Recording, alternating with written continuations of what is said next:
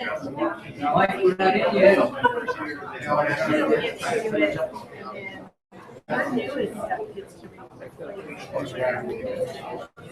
Jeff, did you No, we're talking to Lodi.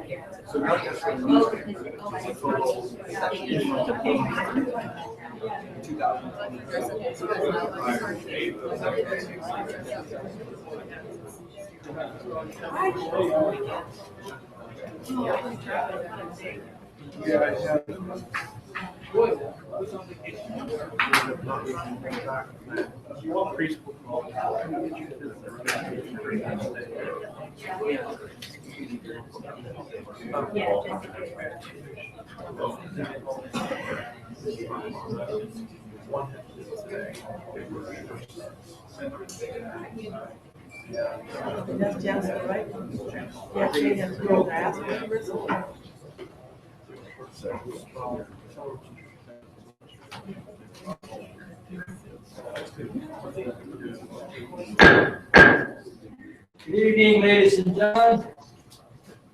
I'd like to open the meeting. Roll call, student representatives. Roman, welcome. Roman from McNair. And we have Chiz DeMullen. Shay DeMullen, sorry. She's filling in for Dominic Holmes. Right. Thank you for attending. Okay. Would you please rise for the pledge?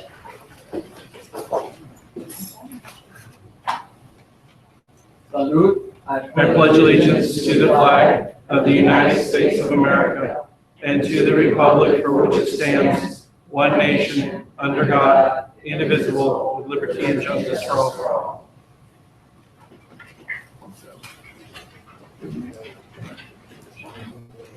And one report on closed session.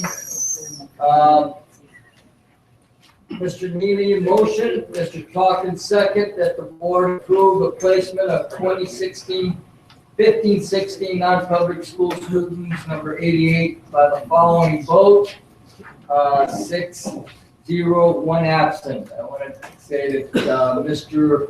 Ron Freitas has personal problems, so he will not be here today. Okay. I'd like to, first of all, if the board does not approve, I'd like to postpone one of our reports that has to do with the changing of high school daily schedules. If there's no opposition, I'd like to postpone that for the next meeting. Any opposition on that, board? Mr. Novel, let's go ahead and put that in the form of motion. I'll move that we take that up at the next meeting. Thank you, sir. Been motion by Mr. Neely, second by Mr. Heverly, that we will postpone this report to the next meeting. Student vote? Aye. Okay, board vote? Aye. Okay, all 6-0, 1 absent. We will change that to our next meeting, so that will not be a report today. If there's any people that came in here for this particular thing, you may be welcome to leave or you can stay. Question, Jeff? Mr. Novel, will you have time at the next meeting, given it's the organizational meeting? We will make time. Okay. We will make time, yes. Okay. All right. We have a recognition today. Ms. Federica. This is what we love the best. Absolutely. Good evening, President Nava and members of the board. Our middle college high school is recognized as the Blue Ribbon School, and I do want to give you a little bit of background behind Blue Ribbon Schools. It started in 1982. The National Blue Ribbon Schools program recognizes public and private elementary, middle, and high schools based on their overall academic excellence or their progress in closing the achievement gap. Every year, the U.S. Department of Education seeks out and celebrates great American schools, schools demonstrating all students can achieve at high levels. More than 7,500 of schools across the country have been presented with this coveted award. The National Blue Ribbon School Award affirms the hard work of students and educators, families, and communities in creating safe and welcoming schools where students master challenging content. And without further ado, I'd like to introduce Sherry Bellion, our principal of our middle college high school. President Nava, board members, Dr. Washer, I want to say what an honor and privilege it is to be here today. And yes, we are a 2015 National Blue Ribbon School. And I will say this happens to be our second. We also were in 2008, but number 2 is even better. And I really want to say that I have to thank you. This is my 11th year of being principal. I never intended to stay here this long, but the program works so well, I just couldn't leave. But the program would not exist if it wasn't for the support of the board, of my district, and of the true partner of Lodi Unified School District, and that would be San Joaquin Delta College. So I'm very, very honored today to also have with us the Vice President of San Joaquin Delta College, Dr. Matt Wetstein, and I think he may have 1 or 2 words to share also. Thanks, Sherry. I just, while I have the opportunity, just want to thank the board for the support and Superintendent Washer for all the support that the district gives to the middle college school. I took the liberty of looking up some data today with Sherry. I didn't share with Sherry, so I'm just going to talk a little bit to really boast about the students there and the work that she and her staff do. Looking in the student information system, 85 students in middle college last spring had 4.0 GPAs in Delta College classes.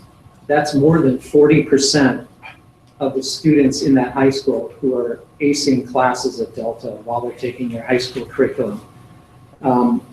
A handful every year at graduation for Delta College graduate with 4.0 records. In fact, they probably outnumber our traditional students in the roster of about 10 to 12 who graduate with 4.0 GPAs. I'd say probably half, maybe a little under half, graduate from middle college with associate degrees at the same time, and sometimes 2 or 3 associate degrees when they walk through our graduation ceremony. So they're tremendously exciting and passionate students to have at our college. We're very appreciative of the partnership and the work that Sherry and her staff do. I've gotten to know Sherry very well. She's a tremendous leader. She is pretty iron-fisted when she needs to be, I will say that. She watches the budget well, and it's a great partnership for us and for Lodi Unified. I can tell you, I don't remember any behavioral problem that I've had to deal with except for one, and it won't go mentioned at length here, but we had a tremendous meeting together with a student at one occasion. But students are great. I used to teach them in my political science class back in the late 90s, early 2000 period. And it's a real pleasure for me to work now in this capacity with Sherry and all of the middle college staff. So you should be tremendously proud of your staff at that site, at Delta. And I look forward to some more opportunities for dual enrollment for students at all of the comprehensive high schools. And we've started some conversations with your executive leadership about how we can expand out to offer more opportunities to your high school students if they're pre-Lodi, okay, wherever the students are. So thank you for the opportunity to talk up Sherry and her staff and the school, and very much appreciate working with you all. Thank you. Don't run off. Thank you, Vice President Weinstein. We appreciate your leadership and your support to the middle school, the middle high school. Sherry, congratulations to you, your staff, and your students, because you have to have all three of them in order for you to accomplish this award.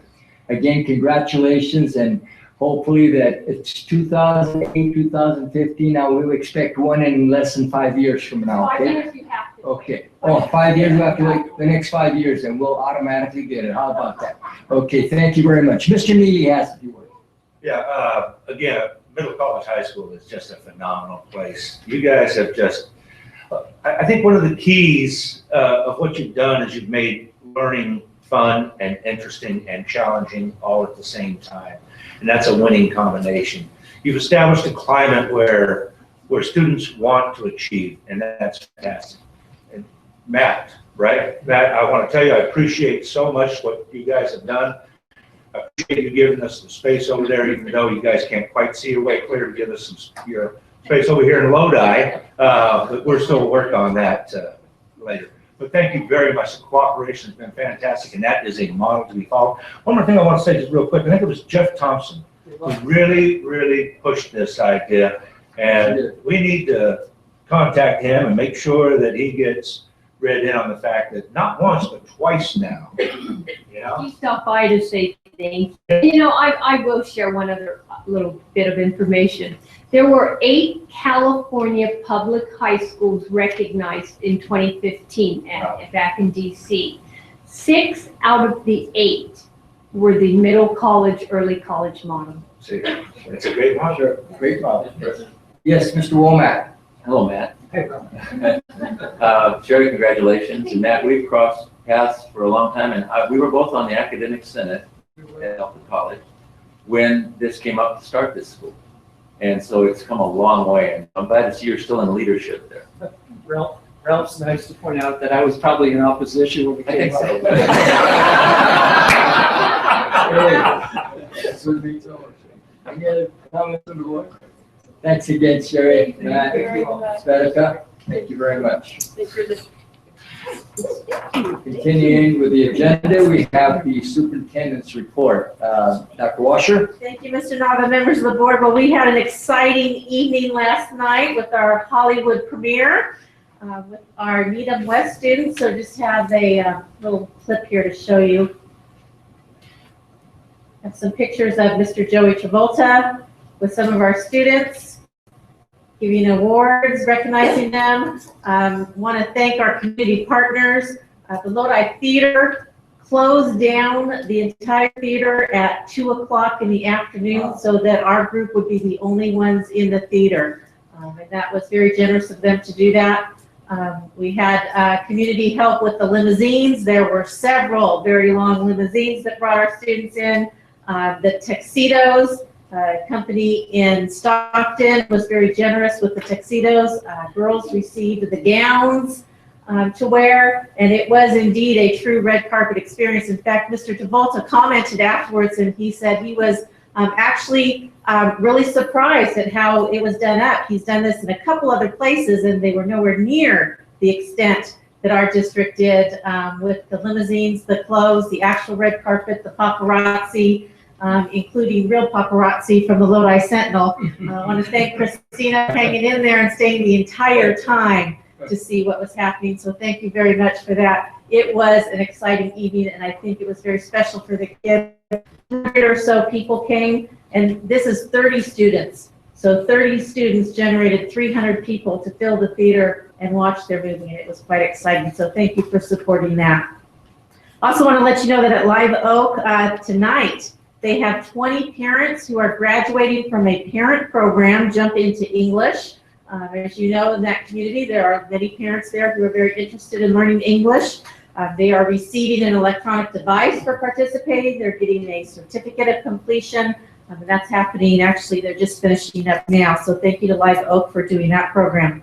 And just want to mention, too, that each year we seem to have someone, at least one person, recognized by San Joaquin A+, and this year is no different. Chantel Sloan from Washington Elementary School is being recognized or in a couple days, actually, from the San Joaquin A+ group on her work in literacy. They focus on literacy and give awards to teachers, parents, administrators, community members for that effort. We always seem to have somebody, so congratulations to Mrs. Sloan for that award. Thank you. Thank you, Dr. Washer, for your report. Continuing on, we have some action items on consent agenda A, routine business. Any items on any board members? Seeing none? Any from the audience? Mr. Nelson. Mr. Neely. Move to approve. Move to Approve consent agenda A, and second by Mr. Womack.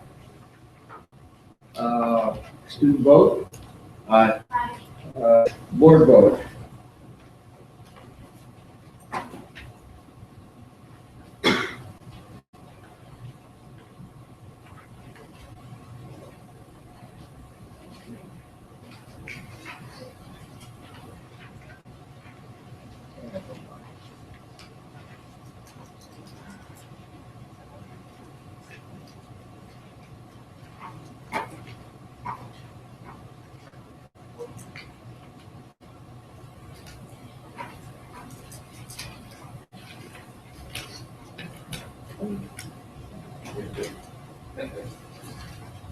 Motion carries 6-0, 1 absent.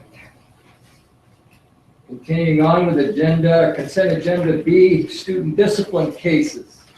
Mr. Neely. Approve consent agenda B. To approve, second by Mr. Talcum. No student vote on this, so we have a board vote, please.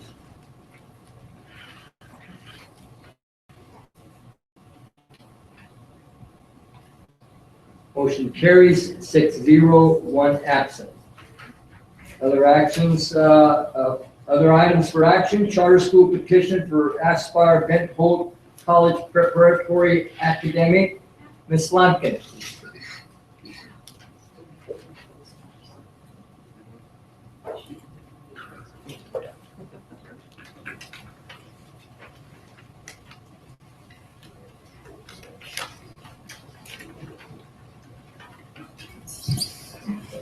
Good evening, President Nava, Board of Trustees, Dr. Washer.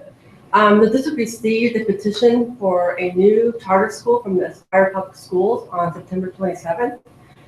We have reviewed the petition, staff has reviewed the petition as well. We had a public hearing here at the prior board meeting. The petition here is to expand the current Ben Holt Academy, to the Academy number 2. And the desire is that this would expand opportunities for current elementary students already attending Aspire schools to have an extension of the program into high school. Currently, the elementary schools and students in Stockton, there's still space available for them to attend the secondary schools in the Aspire program. So this is a way to provide that extension and opportunity for those students who are currently in the Aspire school. And so we have Lane Wise here to talk more about the petition. Good evening, President Nava, members of the board, Dr. Washer. I'm the area superintendent for the Central Valley for Aspire Public Schools. Former teacher and administrator here in Lodi Unified, so it's great to be back here. I'm going to hand it over to Jeff Palmquist, also no stranger to Lodi Unified. He's our lead principal and he's been the lead on the project. I'd like to just give you an overview of some of the details of the project and also happy to answer any questions you may have. Good evening, President Nava, board, Dr. Washer, cabinet, everyone else who's here. We're really pleased to be here. It's always great for me to come and see friendly and familiar faces. We're excited to present a few things for you here. I don't know if I have the clicker right. Oh, there we go. Back to the beginning. Okay, I don't know that we necessarily need to get into too much about the vision and mission of Aspire because not only do we present to you every year, you're no stranger to our programs. We go a long way back, and the origin of Aspire is really within the confines of Lodi Unified and its educators at that time. But we definitely have a solid, strong vision mission that hasn't changed since we've opened. This is who we are. We want to serve the underserved students and develop effective educators. Couple of pieces of information about Aspire Public Schools in general. We're up to 38 schools in 2 different states. We do have schools in Tennessee now. That might be something that you may not be aware of. And obviously our vision, our passion is college for certain. And so that's the goal for every single one of our students. I'd like to jump over to slide 6 because I think slide 6 is the most pertinent to this presentation. And slide 6 talks about why. Like why would we want to do a Ben Holt 2 charter petition? We can't really fulfill our vision and mission for all of our elementary students. We have 5 elementary schools in the Stockton area. 2 of them report to this board, River Oaks and Vincent Shelby Academy. The other 3 are in Stockton Unified. And we have 2 schools that are 612, Ben Holt Academy 1, my school, and Langston Hughes Academy, which is down on West Lane near Harding. And at this time, we can't make good on our vision and mission for all of those students. We're looking at close to, I think, 50 students, 5th graders who would be going into 6th grade who do not have a 6th grade spot at one of our schools. And so when we make that promise to folks who come in kindergarten and can't fulfill that in 6th grade, that creates a broken feeder pattern for us. So that's one of the key things that is driving us. We want to fulfill that vision. And when we say meet high demand and serve students on our wait list, we do have lots of students on our wait list, but this project's not going to address 1,000 students on our wait list. It's addressing predominantly those students who are on our wait list that are already ours, but don't have anywhere to go. When we build out, and we're looking at doing that slowly by adding a couple of sections of 6th graders at that expanded site, we would add 2 groups of 6th graders to accommodate the broken feeder pattern, and then over time build in the extra sections. We're going from the 730, I think we're at 736 a day, students up to between 1,050 and 1,100, and that would be in 6 years from now when everything is built out. So that's really the meeting the demand. The demand is predominantly internal. We've been successful. We love our culture. It's growing. We're really encouraged by some preliminary SBAC results. It's obviously a brave new world for all of us, and that's something that I know you're no strangers to trying to forge ahead through kind of some changing times, but we were encouraged what we've seen already. Also, we want to maintain a small school model, and we're not small anymore. I mean, 736 sounds kind of quaint when we look at some of the enrollment numbers that schools have, but that's not ever been our vision to build a school that large. So by adding this, we are effectively able to shrink the existing site and have 2 small schools that are next to each other. What's it going to look like? We're going to, aesthetically, since the proposed site is next door, it's adjacent to the current school, we'll make sure that it looks similar, that there's equitable facilities for the students who are going there. We definitely want to build upon, the current academic success we have. We want to strengthen it. We think we can do that if we're able to separate in some of the ways we're looking at and serve the students in a little smaller environment. Some information about the school, although I know you have most of that information. We report this to you regularly. You can see some of our API results over the years. And our Casey rate, which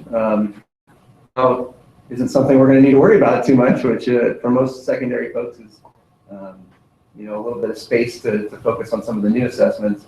You see that we've traditionally performed very well in making sure that our students not only pass, our levels of proficiency are in the mid to high 80s, even creeping in the low 90s in some years.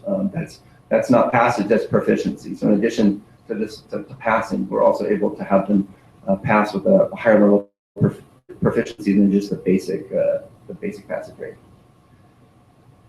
93% of our 11th graders, that's 72 in total, met or exceeded the ELA SBAC standards. That's one of the highlights, one of our lead pieces of information from the last testing cycle. Just as Ms. Balian accepted that award for early college model, that's something that we do in a little bit different way. As a matter of fact, Middle College has been, Sherry in particular has been kind enough to include me on some information on early college model and been able to collaborate a little with there. It's something we're able to offer an unprecedented amount of college classes within the school day on site, and that's something that reinforces our vision and mission. We've built the culture to include sports and clubs and all the things that people want out of schools like ours, but sometimes don't have. because when you're small, you're not able to offer everything. But we've been able to develop that. We're filling some of those, that growth. We're filling that growth for sure. We do have a site advisory council of teachers, students, and parents. We meet monthly. This is where one of my chief stakeholder groups. And I have a school website that gets over 30,000 hits a month. We're going to get over 250,000 hits this year, which really speaks to the desire for our folks to be plugged in, and also our desire to give them information that they need and give them access to one-way and two-way communication. That's been one of the biggest things I think in helping our culture and communication efforts throughout having a website that's really successful doing that. Also, if you're interested in the site or have any other follow-up questions that maybe we can answer for you tonight, or you don't ask tonight, benholtschool.org is a great place to take a look at some of the things we have going on and some of the pieces of information that we've already shared with you in our charter proposal. So, as Mr. Weiss said, he is the area superintendent. He is the chief person in the Central Valley. He's able to answer all things Aspire for you. Should you have any questions, you can always feel free to reach out to him, and of course, you can always feel free to reach out to me. Ben Holt 1 is there on the left. That's the site. If you haven't seen it, you're always welcome to swing by if you're curious about what we do and what's going on there. I'd be happy to show you that. But on the right is a rendering of what Ben Holt 2 may very well look like when it's up and running. And with that, I'd like to give it back to you and say thank you for your consideration. Appreciate it. Can I ask? Yes, Mr. Question. Neely. Jeff, before you go, could you come up with something a little more catchy than Ben Holt 2? It's a working title. It's a working title. It's a brand name. Langston Hughes is one of your schools? Langston Hughes is one of our schools. Okay, and that's a high school, right? It's a 612 like ours. It's a 612, okay. All right. And, okay, and you're opening September? August of this coming year? 2016. And it looks like that's under construction right now? You'll see that there are children, if you could really zoom in, there are children doing handstands, skateboarding, doing all the kinds of things that I already have to chase them off from doing. Somehow the architect knew that would be appropriate to put on a site like that. Okay. All right, thanks, that's all. Very good. Any other comments from the board? Thank you very much, Jeff Lane, for your report. It's exciting that you are expanding to give the opportunity for all those other elementary schools that we have that haven't been in the routine of you guys, and we really appreciate that as a board. Again, hopefully that we can go and visit all board members. I have been to the regular high school there before you were, Jeff, because you took over one of our ladies that I knew before, and I used to visit quite a bit. And my God, what an institution there of learning. I visit some of the classrooms, and things are happening there. Very good. I haven't messed them up, so you can come by. Jeff, I know you haven't. You just continued on, and you're doing some more things to that area right there. Thank you. Action item. Yes, it is an action item. Okay. Any comments from the public? Okay. Board members, before we move on to the vote, just want to say I think you guys are doing a fantastic job out there. You're doing a great job for our kids. So I'll be voting to approve the charter. I guess that's what we're doing now. I mean, we've got. You are making a decision on whether to approve or not approve. And this is for 2. Correct. 1. It's already in place. It's already in place. We don't have to. We just have that charter up here just to show that it's similar. You have I'm sorry, Mr. Neely, members of the board, you have a second item where they are requesting a modification of the charter that is currently in place. It's a separate action item. I don't agree with that one. Right now, it's just the new piece. Well, Mr. Nubb, I move to approve that. Okay, Mr. Second has moved to approve. Mr. Talker, second, to approve this petition for Aspire Ben Holt for extension. We have student vote. Let's have the board vote.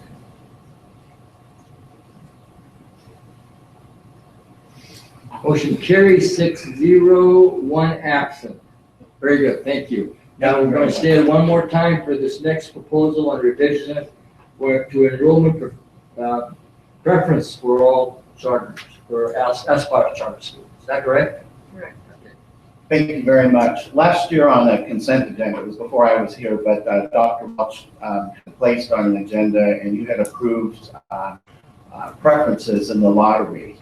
There's just a slight changing of some language, and that's what's before you this evening. So we may continue to give preference to students who are on free and reduced lunch. Our mission is to serve underserved students, and it'll help us match what our mission is.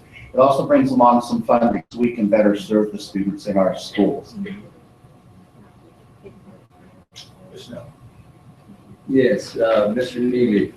Can we pull up one of those? Let's go down to the Vincent Shelby Academy. How you pronounce it? Shelby? Shelby? Okay, Vincent Shelby Academy. And let's go on down. Let's just stop it right there. You go back. Oh, I'm sorry. Go ahead. You're doing right. Going down. Keep going down. I'm gonna get that red in there. There we go. Okay, that's it. Let's leave it right there for a second. Let's talk about. This is about waiting lists. This is about having too many students apply and not enough spaces. Is that correct? When we hold the lottery, correct. If Right, there are when you enough call the spaces, lottery. there's a lottery. All right. Now let's say that you've got a 5th grade class. You've got 30 slots in there. Just for fun. All right. Okay. Just play with me here. Okay. Okay. All right. You got 50 applications for that. Now, the way that I understand this, then, that all 50 of those have to go into the lottery if they don't fit into this. Now, so would you explain to me the process that you would use to select those 30 students? I'll do my best. It's been a while since returning to Aspire. Is a lottery is held. It's now done electronically with a program we have called School Mint. So that lottery that you use, it goes before, because you get here preferences. Correct. So those students don't automatically get, let's say we have some children that aspire regular employees in that 50. Then you got your 30 over here. Now, those regular school employees will go from here over to here, right? They'll be part of your first 30. Correct. Okay, so after that, then you're going to go to siblings of students already admitted to school. Correct. All right, so they get in. All right, so my 30 now starts to dwindle. And then it says, all students who seek to continue their preparation and readiness for college from other Aspire schools. So if you got somebody transferring, they get precedence. So now my lottery of 30 may be down to 10 or so, right? And then you go students who are eligible for free and reduced lunch, and that takes my 30 all the way up. So I don't have a lottery then, do I? The lottery would be done. The folks that did get in will be placed on a waiting On a list. waiting list. So Mr. Pompous mentioned we have over 1,000. Right. It's about 1,300 on our waiting list. Those are all folks who participated in the lottery, were not selected. So we then place them on the waiting list. So why do we need those 2 red lines? Students currently enrolled in Davis Elementary and students who reside in the attendance area. Why do we need to change that? Great Your question. target is low income, right? Correct. The reason we changed it, there was a slight change in the law. We're trying to access SB 740 funds. And if we can tie to the closest geographical attendance area, the idea is to build a charter school that reflects the local community. So Vincent Shelby is closest to Davis Elementary School to try and build a reflection of the demographics of that community. That's a good answer. By the time you get, I'm sorry. Go ahead. Okay. Yes, By the time you get to what you said, there's no spot for them. So that's what I'm thinking. You know, so it's not going to have that great an impact. I don't like the way it looks on here, Understood. you know, but what you said was to build a school that has a character of the community. Right. And I totally believe in schools and being center of the community. And so I understand. I'm fine. would be better not to have the red just in the community. Or regular community, well, always states it. Yeah. Yeah, why not? Yeah. Any other comments from the board? Any comments from the public? Student comment? Yes, Ms. Castle has a question. I'm still a little confused because I was actually, I was very glad to see what's in red because it's not only for Davis, it also is for Murata and for, is it Mosher? Mosher. Correct. But in fact, then the likelihood of those students being admitted is next to nothing. Is that true? Yeah, and I have to say, with the lottery, most students that come to our system, they stay with us. So the example of the 5th grade would be a tough one, because most kids just go up to the next grade. Where the biggest lottery action, if you will, occurs is in kindergarten, as people are entering our system. And so it is limited. We wish we could serve more, but there's a capacity that we have resources-wise and so on.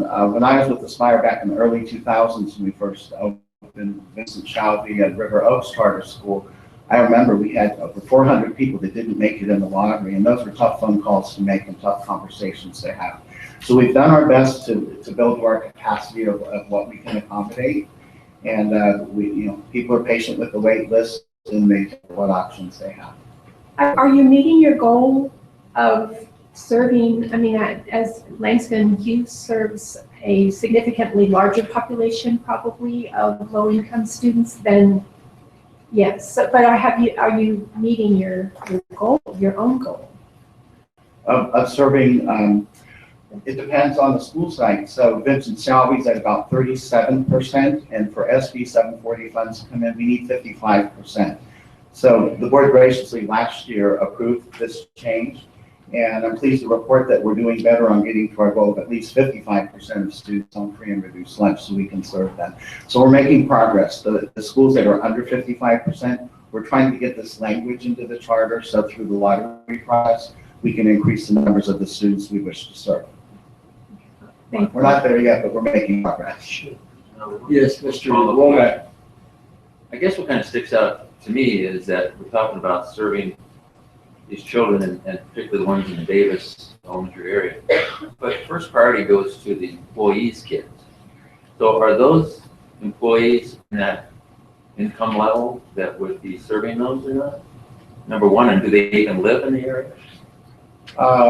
Several of our educators here do live in the Lodi Stockton area. I don't believe they have free and reduced lunch for their students. Then I'll have a different conversation about teacher compensation, but yeah. It seems like interesting that we're talking about trying to make that percentage higher, but the first priority is for employees' kids. I see. Am I the only one? That's what you're saying. I understand. Well, I think it's part of the enticement to entice teachers there. I'm trying to retain teachers. Yeah, I don't think that's going to be a great number either. Thank you. Okay, any other comments from the board? Comments from the public? Mr. Nava, members of the board, in all seriousness, as I joked with you, Jeff, as we came in, but as I look through it, I see Ben Holt Academy wanting to draw from the Mosher community and Aspire River Oaks drawing from Claremont. But between Claremont and Mosher are Adams and Westwood. And so I'm just wondering why those two schools aren't also included in the charter petition. I can answer that question. The way the law is written, we have to take who is geographically the school that's geographically closest.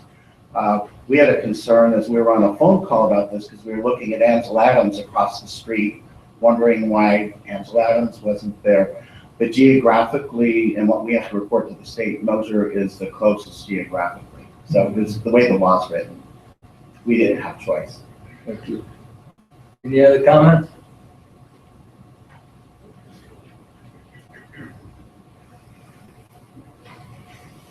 Dr. Washer, members of the board, and members of Aspire. Lisa Wilkins, Lodi Education Association. So I have a question on the SB 740 funds that you say that you're trying to acquire. So the schools that are going to be affected will lose that money if those students enroll at your school. So Davis, Mosher will lose that funding. Is that true? Through the chair, schools will not lose funding other than, and any ADA or LCFF funding that you would lose. So to my knowledge, there would not be a loss of funds to any lower unified school district school. Thank you. Unless their numbers go below, let's say, Title I numbers, then they'll lose. The 55% threshold? Is that what I'm saying for the school, if it's really close to the number of percentage of students that are free and reduced lunch, you know, if they're gonna move from one school to the other, that is a potential that those schools could lose some funding. Any funding that follows them, yes, that would be true. Yeah. I guess that was kind of where I was too on this, is that I understand that, you know, you're going after money, and but my concern was, you know, what impact does it have on the other schools that are there? So if the students that are leaving bring more money with them, then the students of the schools that are left will have less money per child, because that greater amount of money follows them. And, you know, that's the way it is. So I know that these sound okay, but then when you look at the impact that it's going to have on the other schools, you should be concerned. Thank you. Thank you. Yes, Mr. Neely? Yeah, and Susan, I understand, and I don't like the idea of losing money either, but these two lines that are put in there really are not dealing with that, because that is already written in there as students who are eligible for free and reduced prices. So that's where that plays in. This, as I see it, it's not going to have a big impact on us. I cringe every time I think about a charter school taking one of our students, but there's nothing I can do about that.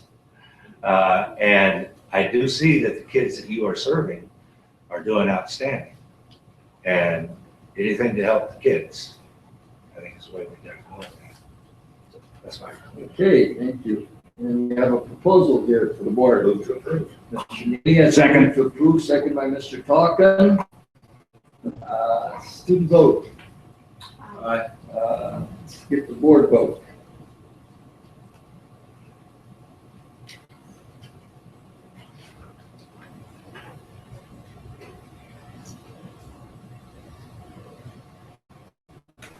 Motion carries, 6-5. 5-1, one abstention, one absent. And one, I'm sorry, one no, one absent. Sorry about that. Motion carries. Thank you very much for your report, and good luck to you, and hopefully that our board will have a chance to visit. Thank you, and welcome anytime. Thank you, Lane. We'll be back with the River Oaks partners. Okay. Looks like the website is down. Not the one that we use, or it's open to the public. They're trying to, it's out. Right. Yeah, that might. It's down right now from public. Yeah. You know, getting into the agenda. Okay. There's it, yes, it started, it's actually from last night. Okay, we have, continue on with the agenda, we have annual audit report ending June 30th, 2020. Mr. Hearn. Thank you, President Nava. Members of the board, I'd like to introduce to you our controller, Maria Fong, and our auditors from Gilbert and Associates. Good evening, Mr. Nava and members of the board. I am pleased to introduce you Jamie Matthews. She's the audit manager for our audit this current year from Gilbert Associates. She's gonna go over the audit report, the highlights. 2 weeks ago, we met with the audit committee and we went into the report in great detail. So Jamie's gonna go over highlights, and if you have some other question that you would like to ask at the end, please free to do so. Thank you, and here's Jamie. Hello, good evening. As Maria said, my name is Jamie Matthews. I'm the senior manager on the engagement. What I'd like to do is go through briefly with you the executive summary. As Maria mentioned, we did go through in great detail the audit report, which is 77 pages. Rather than going through every single page, we're just going to kind of go through some of the highlights. And of course, if you have any questions or comments or anything else you would like to talk about, feel free. So we completed our audit and we issued our audit report on November 6th. The district staff and management was very well prepared and cooperative as usual. And so I'm just going to kind of briefly go through the executive summary here.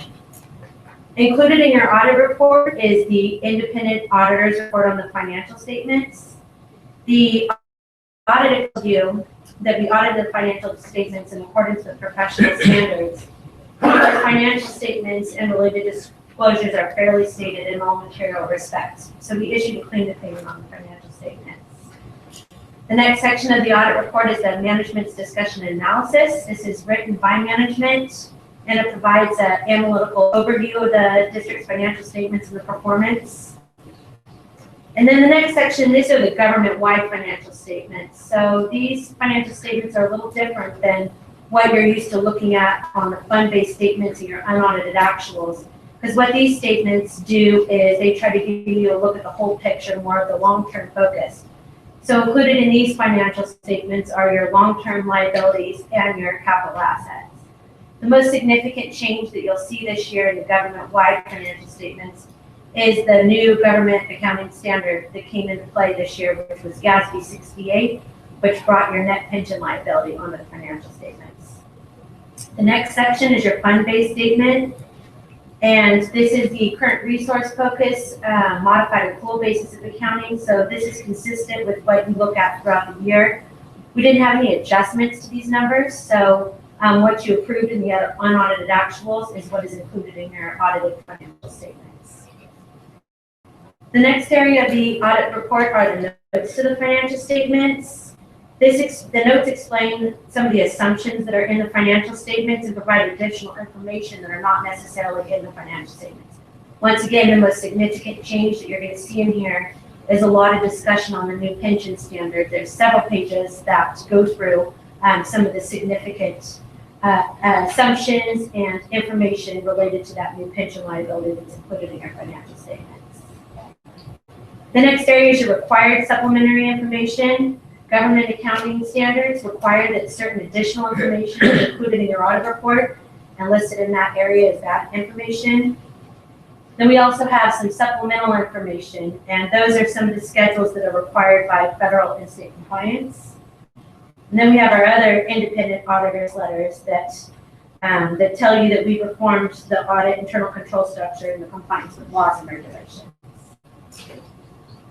The next section is the findings and recommendations section. We didn't have any financial statement or federal compliance findings. We did have a state compliance finding related to the teacher certification and misassignments.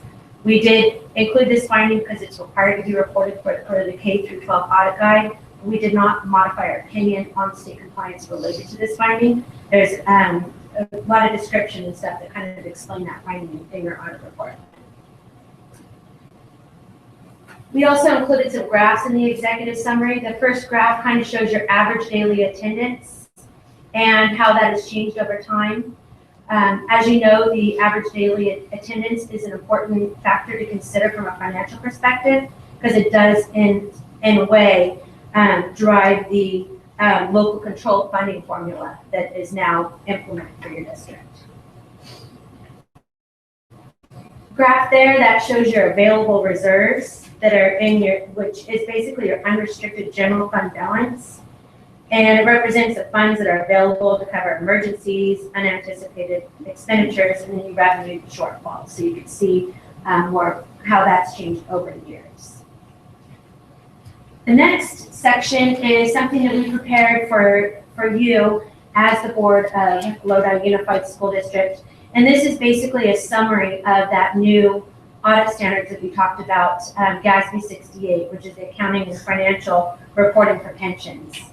The implementation guide and the guidance that has been issued related to this standard is probably about 2 feet tall. What we try to do is summarize that into one page of what we think is important highlights for those charged with governance to be able to look at when you're looking at this new standard. So one of the things that I want to mention, I'm sure you're all aware of, is this liability isn't anything that's new. This liability has always been there, but the difference now is that that liability is now included in your audit report and included in your financial statements, for your government-wide financial statements. This doesn't impact your fund-based statements. You'll continue to be reporting that on a pay-as-you-go kind of pay-as-you-go basis, but this does impact your government-wide financial statements. You could see down on the bottom right box, you could see your net pension liability. You could see the CalSTRS net pension liability is about $147.3 million. CalPERS is $43.6 million, which put a net pension liability this year of $191 million onto your financial statements. What this did, if you look at your government-wide financial statements, is it turned your restricted fund balance into a negative $155 million. So just one thing to let you know is that you're not alone. All of the school districts in California are experiencing the same type of deficit in their unrestricted fund balance. Some more than others, but we just wanted to point this out to you and make sure that you're aware that this is something different. It's included in your financial statements. And definitely, if you're looking at this year compared to last year, there's some big jumps in some of the numbers, and it's related to standard. Included also in here some additional resources if you're interested in reading more about this this standard. You can look to those places. We kind of highlighted some of the things that are more important to the school districts. And like we talked about, we have been talking to management about this over the past few years, and we've gone into great detail talking to the audit committee, both in the spring and in the fall, about this new standard. And so they are well aware of what's going on with this as well. So that concludes my presentation, unless anybody has any questions or comments. Any questions from the board? Tim, can you talk about the pension liability a little bit, how it's going to affect us, or if it does? Well, as it was stated, Mr. Neely, that certainly all school districts are now in the same situation with this new GASB 64 regulation. How it affects us on an everyday basis, not really at all. It may affect us on our ratings, our bond ratings. It depends on how Standard & Poor's and Moody's decides to take this liability against the district. That's an unknown factor at this point in time. I don't think they're going to take it very heavily, since again, it's against all the districts within the state. But it is a liability against the district as a financial institution, and it truly does exist. And as you know, the state is reacting to this liability, and both our employees and certainly the school district's contributions to both PERS and STRS are going to be increasing up to 19% for STRS for the school district in less than 5 more years. Is there an increase in the amount that we're paying in this year over last year? Yes. Do I know what that is offhand? 2%? And this one is just for STRS, right? Yes. I don't think PERS hasn't done anything yet, have it?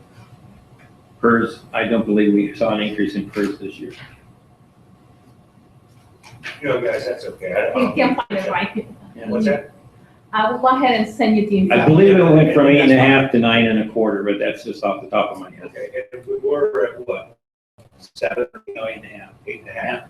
Okay, so we're gonna, about another 0.75%. Is that applied to the entire certified? All certificated employees contributing to STRS, yes. Okay, all right. So, okay, that can be a little bit significant. Can we turn to page 5 for just a second?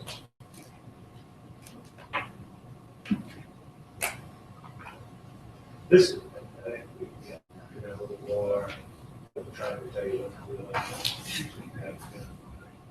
This is kind of a concern. I think it always is that the matter of a loss of 100 students, we're about $10,000 now per student.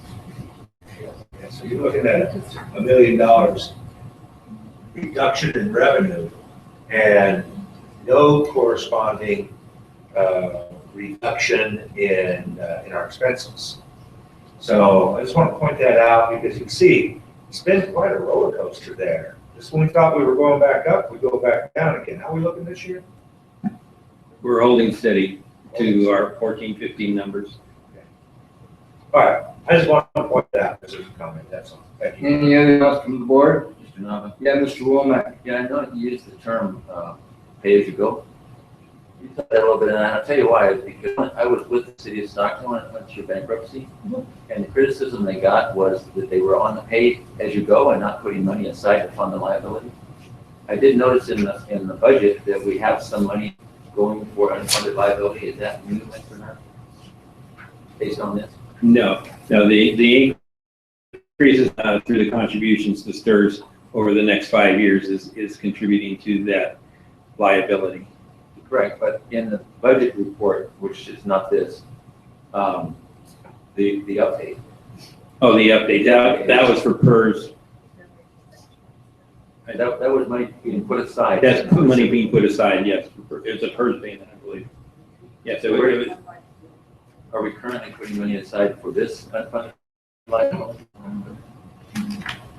We are not specifically setting aside money to reduce the pension liability because we cannot go ahead and send the money to them because then it will be distributed to all the agencies.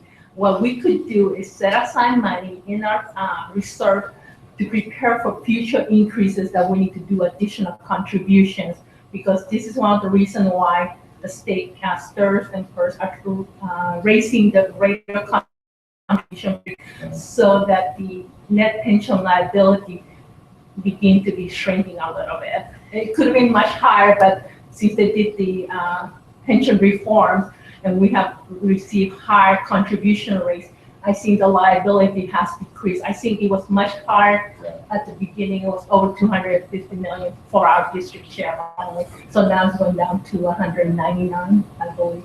So if we have a 19% increase and that is 19% less we use for something else. Well, it's over the 8.25 that we were spending prior to that, yeah. So it's the difference between the two.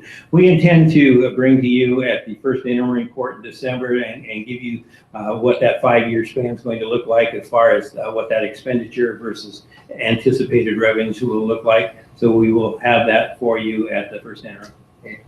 One of the things that happened in Stockton was that the board, the current group, was trying to deal with issues on decisions that were made many councils before them.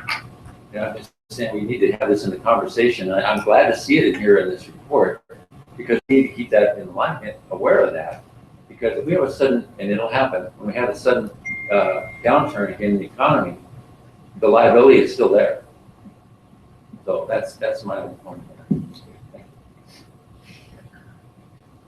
I believe you were saying that those numbers fluctuate quite a bit according to actuarials and I guess investment returns. Yes, so included in the pension liability footnote is what you would see in the difference in the claims liability if their discount rate was to go up 1% and down 1%.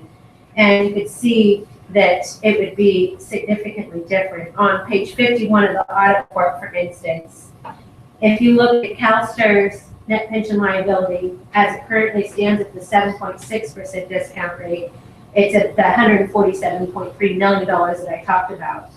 If the discount rate was down 1 to 6.6 million, it would go up to 229.55 million. And if we're up 1%, it would go to 78.7 million.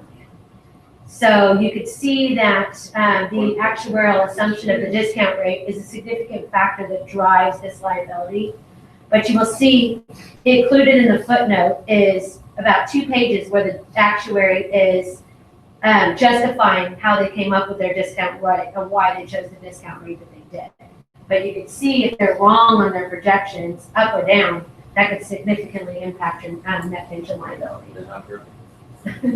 We wish, right? Okay, any other comments? Yes, Ms. Castle. Could you just briefly tell us what the teacher certification in this assignment, what that was concerning? It's required in the audit report to go ahead and test the teachers. And so out of, I'm just rounding it, out of 1,400 teachers, we have 7 teachers that currently does not have a B class or a C class certification, and we're required to report, or the auditor is required to put it as a finding in the audit report because it's part of the audit requirements. Audit, yes. Just as a reminder, that's the certification for English learners. That's a pretty good number, 7 out of 14. Yeah, I think it's more, 1,449. Yeah, okay. Thank you. Any other comments? Any comments from the audience? Okay, this is a action item? Mr. President, I move to accept this report and to thank them for the work they've done. Thank you very much. So, it has been moved by Mr. Talkin, second by Mr. Heberly. Oh, I lost my stuff.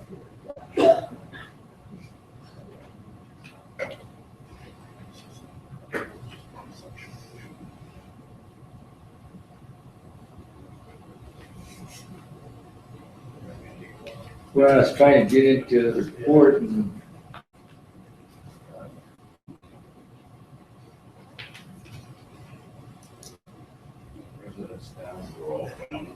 yeah.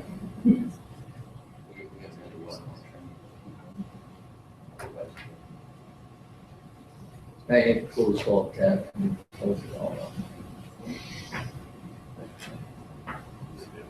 Good voice. Okay, let's go, boys. Student vote? Aye. Board vote? Aye. Let's see, motion carries 6-0-1 absent. Thank you. Thank you, Maria and Jamie, for your report. Very nice. Okay, we'll go to personnel matters. Uh-oh, here we go. Got it. Personnel matters. Mr. Neely. Approved. Move to approve personnel matters by Mr. Neely. Second. Second by Mr. Talkin. Student vote. Aye. Okay. Actually, you won't vote. So let's get that vote off. That was a good practice. Okay, board vote. Motion carries 6-0-1 absent. Okay, communications. Okay, we got the communication from student representatives. We'll start with Ches today, okay? Sure. Yeah. Good evening, board. I'll start by introducing our school activities. Over the past couple weeks, 50 boxes of food was collected through our Interact Club for Lodi Salvation Army Food Closet, and over 1,700 cans of food were collected, so that was awesome. As far as student government goes, we'll be involved in the Lodi Light Parade, as we have been doing for the past couple years. And Winterfest is coming up, which is a formal dance. I was just kidding. It is almost like homecoming in January. Going on to academics, our Assets After School program continues to expand with more tutoring and enrichment options. Of the 341 students who participated in a fall sport this year, we had 250 athletes receive an honor patch, which means that 73% of our athletes earned a 3.0 or higher.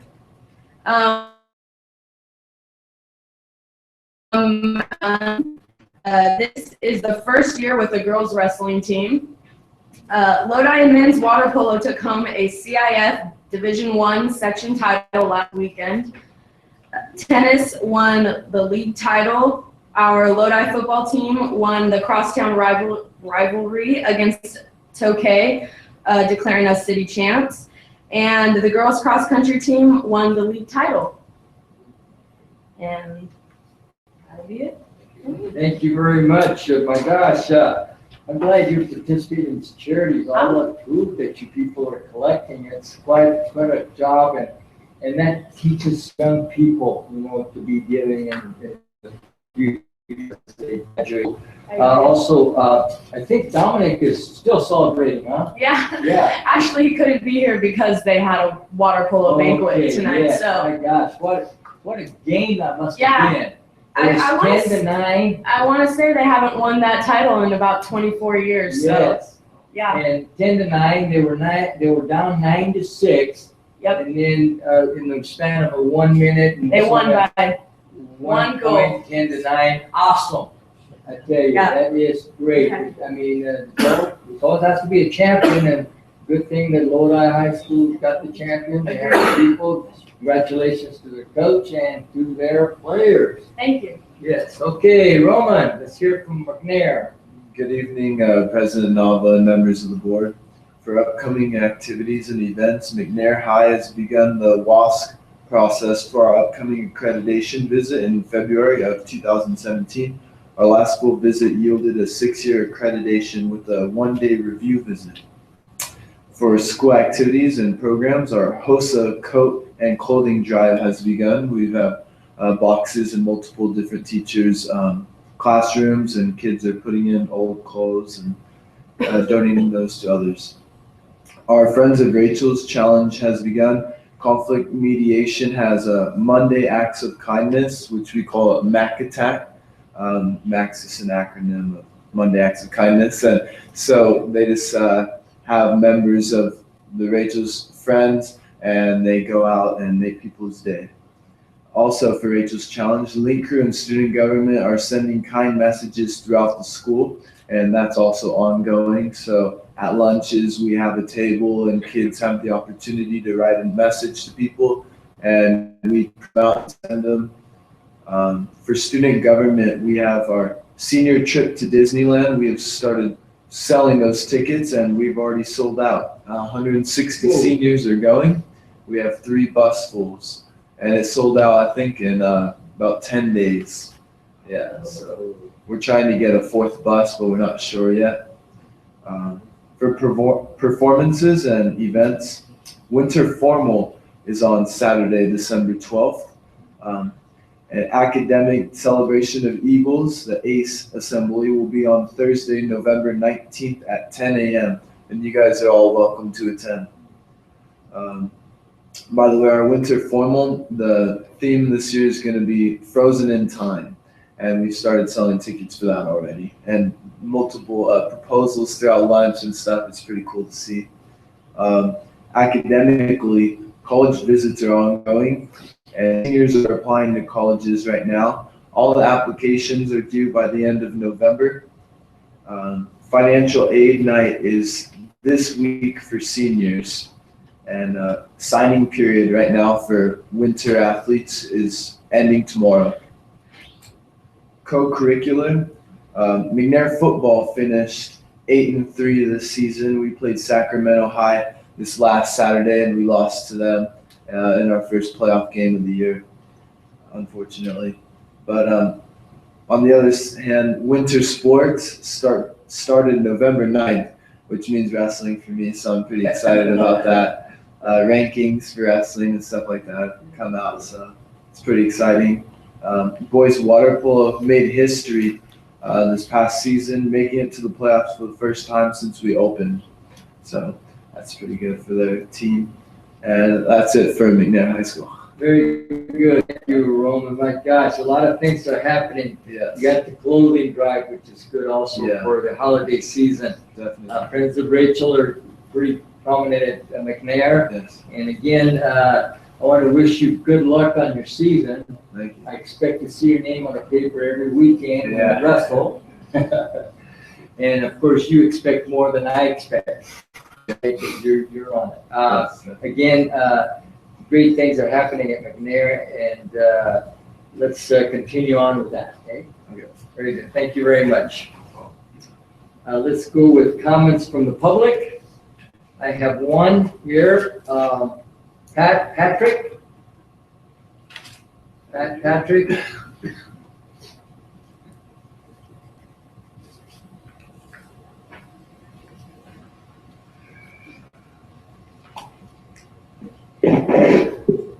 Good evening, President Nava, Yes. trustees, Dr. Washer, and cabinet, everyone else, students. Good report. I heard we're going to talk about STEM at some time tonight. Is that accurate? That's on the report, sir. The report? Yes. Okay. Well, may I address that general You area? can address it anytime you want. Very well. Mr. Patrick, I just wanted to tell you, this section, they usually limit it to 3 minutes, so if you have more than that. I'm from Oklahoma. It's going to be a challenge to talk. Okay, don't talk you that can always fast, come but back I'll at keep that going. other one too, so it's up to you, whichever you like. 3 minutes. I don't think I can do that in 3 minutes. It's too serious. It's too important. If it's about the STEM report, you can talk at the STEM report. Okay. The report will call you then. This section is typically for things that are not on the agenda. Oh, sorry. Okay. And see, when you come back, you can talk longer. Thank you. It won't be too late, will it? No. I hope not. Hope not, I understand. Okay, any other comments from the public? All right, let's go with comments from employee group representatives.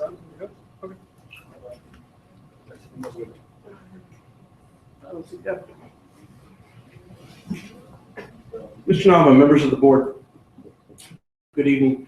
2 items. First, I wanted to extend the invitation in person if you have not received it yet via snail mail or email. Our annual school board's dinner will be in January this year. The invitations, I believe, have sent out. Dr. Washer, you're also invited if you haven't received the invitation yet. I'm inviting you now. It will be at Papa Pablo's, so hopefully it's slightly better food than we've had at the Hilton in years past. And I believe that it will be Estelle Lemieux speaking on the state budget again. So if you'd like to attend and have a nice evening of fellowship with your certificated union brethren and your fellow school board associates from across the county, we would welcome your participation and look forward to sharing dinner with you that evening. I'll make sure to follow up if you haven't received the invitations yet to attend. The other thing I wanted to bring to your attention just briefly, I realized that the board took action not too long ago to change the rate of pay for our substitute teachers. And while I really appreciate that effort, I'm not sure that it's had our desired effect. I don't know. Mr. McKill, might have better numbers than I do. But what I can report to you anecdotally is what people are sharing with me is there's still a sub shortage. And people are being called back from trainings or not being called back, and those students are teachers are being asked to absorb those extra students. And one scenario that occurred today, we had the PBIS training today at Lincoln Tech Academy, and one school site was short substitutes because in addition to sending people to the PBIS training, they had some teachers absent. There weren't enough subs to cover everybody. The administrator stayed at the PBIS training with their team of teachers, and the students ended up being distributed actually between a 4-6 SDC class because there was nobody else to take them and cover those students. And so putting extra students into a special ed environment and asking the special ed teacher to try to also monitor that creates problems. I'm not saying that to throw anybody under the bus, but to point out that we have an issue. When we have these important trainings, which are valuable, are critical to our program and to our district, and making sure that everybody receives the same training so that we can have conversations back at our school sites, that it's important we have the coverage so that A, teachers can attend, but B, that we're not also adding to the workload of those teachers who remain on site. And so I'd just like to bring that to your attention, and maybe at some point you can have a continued dialogue about our need to increase our substitute pool in some manner. I don't know how, but so that we can make sure that not only our teachers can attend those valuable trainings, but we're not adding more work back at the school sites for those that are staying back at the site. Thank you. Thank you, Jeff.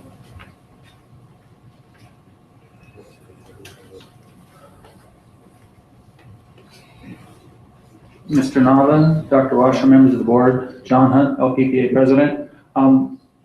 I came a couple weeks ago to let you know about a counselor conference and summit, and we are trying to, encourage you guys to go, and we really appreciated having a member of the Lodi board there. Mrs. Castle, I'd like to thank you. And she went to a presentation, and I know the counselors there got a lot out of the day, so we just wanted to thank you as a group for sending a representative, and we appreciate that conference and what it meant. It was the first counselor conference moving forward in the district, and they're probably going to have one every year. So hopefully next year I'll let you know a little bit more in advance, and maybe some others can attend as well. Thank you. Thank you, John. Any other employee group representatives? All right, we'll continue on. Comments from board members? Okay, Ms. Castle's ready. John, thank you so much. I did attend, and I attended the session. This was Trish Hatch, who is a nationally known expert and advocate for school counseling. And the session I attended was for board members and school administrators. So I think nearly every district in the county was at the meeting with me. And we loved her and what she had to say. I also wanted to compliment the group that you were with, John. She told us that Lodi had more counselors there than any other district in the county. So thank you for your participation. And in the next couple of months, I liked what I heard so much, and it was captivating to me that I'll be sharing that information with my colleagues and thinking very actively about the message that she gave to us that day. And then the only other thing I want to comment on is I too was at the Hollywood premiere. So was Ralph, and it was so much fun. It was red carpet and limos and searchlights, and the kids were dressed in tuxedos, and the girls were in their sparkly dresses. It was such a good time. I want to really comment on the leadership of Liz Zastro. She is a gem. She works so hard on behalf of her students, and she has such a great team that work with her.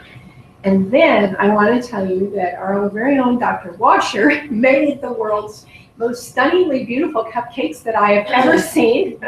And we're not talking a couple dozen, there were many cupcakes. And Kathy's husband also added to that enhancement by decorating, and I understand there was not one left. I'm not surprised. So also Dawn and I watched the red carpet, and so thank you, Dawn, for being there as well. It was a wonderful night. I'm so glad I attended. Thank you. Thank you, Ms. Castle. Any other board members? Mr. Womack. Yes, thank you. Since the last meeting, I attended the audit committee, which reviewed what we just went over here. Also the Hmong New Year. And I will say that the Hmong community really holds education and educators in high esteem, and they were very complimentary to our district. Also the film camp screening, as Ms. Castle said, was a hoot. I mean, it was just really good. The kids did a great job. And last but not least, I've been watching the record for quite some time now. They advertise as free tutoring. And I don't know if this gets out to our North Stockton schools or not, but it's called Math Smart Tutoring, and offers from 4 to 6 p.m. Tuesdays, Wednesdays, and Thursdays through May at the Margaret Trokey Library in Stockton on Den Holt. It's free for any 6th through 12th graders who need extra help on their math. I sure did when I was in that age, I know that. Sessions will not be held on November 24th. Free program is provided through the Office of Education and the Trokey Library. So I don't know if they know about that or not, but that would be one more resource that we can let our kids know is available free. Thank you. Thank you, Mr. Womack. Yeah, thank you. I want to talk a little bit about what was on the agenda last time. That was the test score results for Lodi Unified and for our schools. I want to, I'm not trying to offend anybody here, but I think we need to make this clear, is that, yes, it's a different test, but every school in the state took that same test. So it's not like our really poor performing schools performed poorly because they had to take a different test. They took the same test as everybody else. Also, I think that we have a tendency to ignore an issue that we have and that we've had for quite some time. We talked about, well, you know, it's just a test. What would it be like if, you know, when we're in the classroom and one of our students failed a test, do we tell them, oh, it's just a test? We're not going to take any more action on that or anything.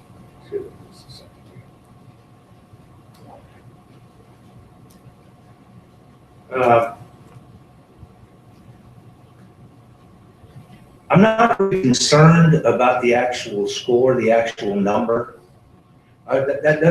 That's not what concerns me. What concerns me is what that score indicates. And it indicates that we have a systemic problem at some of our schools. And I'm not going to be picking on schools. I'm going to name some. But I'm not picking on the staff. I'm not picking on the administrators. I'll tell you where I think the fault lies in just a moment. But let's take a look at Oakwood. This year, Oakwood had 13% of its students passing in English language arts.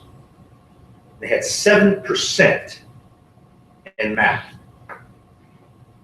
That means that we had 93% of the students at Oakwood School grades 3 and above could not perform to standard in math. Okay? So we said, well, okay, we were told in the beginning when we got that report that it's about comparing in progress. So to me, that sounds like we're kind of not really going to address this issue that we have not addressed in years. Because let's go back, and I had put together, if you guys remember on the CST test, I put together a spreadsheet showing the 5 years prior and the amount of growth on all that. In the last one that we took, 2012, Oakwood was one of 3 schools, 3 elementary schools in Lodi Unified that did not get above 700. Now remember, under that old system, the goal was 800, okay? Oakwood did not get above 700. Now, last year they had a 689. In the 5 years preceding that, they only grew by 25 points over a 5-year period. That's 3.5% over 5 years. Almost nothing, almost no growth in 5 years. So Oakwood being in the position it is not really surprising. It's alarming, but it's not surprising. Let's take a look at another one of the schools, Lawrence.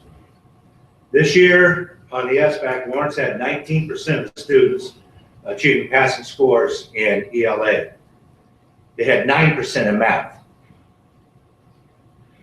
In 2012, they were the lowest scoring elementary school in Lodi. They had an API of 674. The 5 years preceding that 674, they grew by only 27 points over that 5 years. Guys, we're looking at long-term failure here. This started in 2008, and we're in the 2015 school year. I'm going to tell you one more, and that's it, and I'm going to go on. At Houston, K-8 school, they had 27% of their students with passing scores in ELA and 18% in math. Higher than the other two, but still not anywhere close to where we want it to be. Now, if we would take a look though at Houston, and we took a look at what it did from 2008 to 2012 in that 5 years, you'll find out that in the 5 years preceding the 2012 score, they declined by 31 points over that 5 years. They kept getting worse and worse and worse. And that's what's alarming about these scores. It's not just what the scores are, it's what they indicate. And Ralph, we've talked about this before, about getting these kids prepared young so that we won't have all the problems with them later. But if you've only got 7% of your kids that can do the math, or if you've only got 9%, we've got issues. Now, these are 3 schools that I picked out. I haven't gone through everything, but my point is that we've got a systemic problem. It's nothing that just started with this test. It's been here for years and years. And here's the biggie. I don't blame the teachers. I don't blame the administrators. Every bit of the blame for this is here in this room right now. It's our fault. And it's only a little bit administration. The majority of this problem fault lies right here behind this single desk. We haven't made it a priority. We need to turn to Dr. Washer and say, Dr. Washer, this needs to get fixed, and it needs to get fixed quickly. And we want to report on it constantly, on how you're fixing this problem. IREAD is not going to fix it, gentlemen, ladies.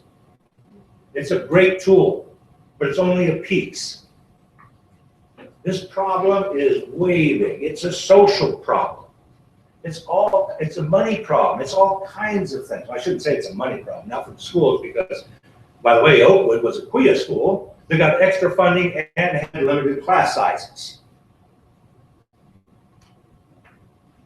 So I don't think we should just easily pass on what those scores are telling us.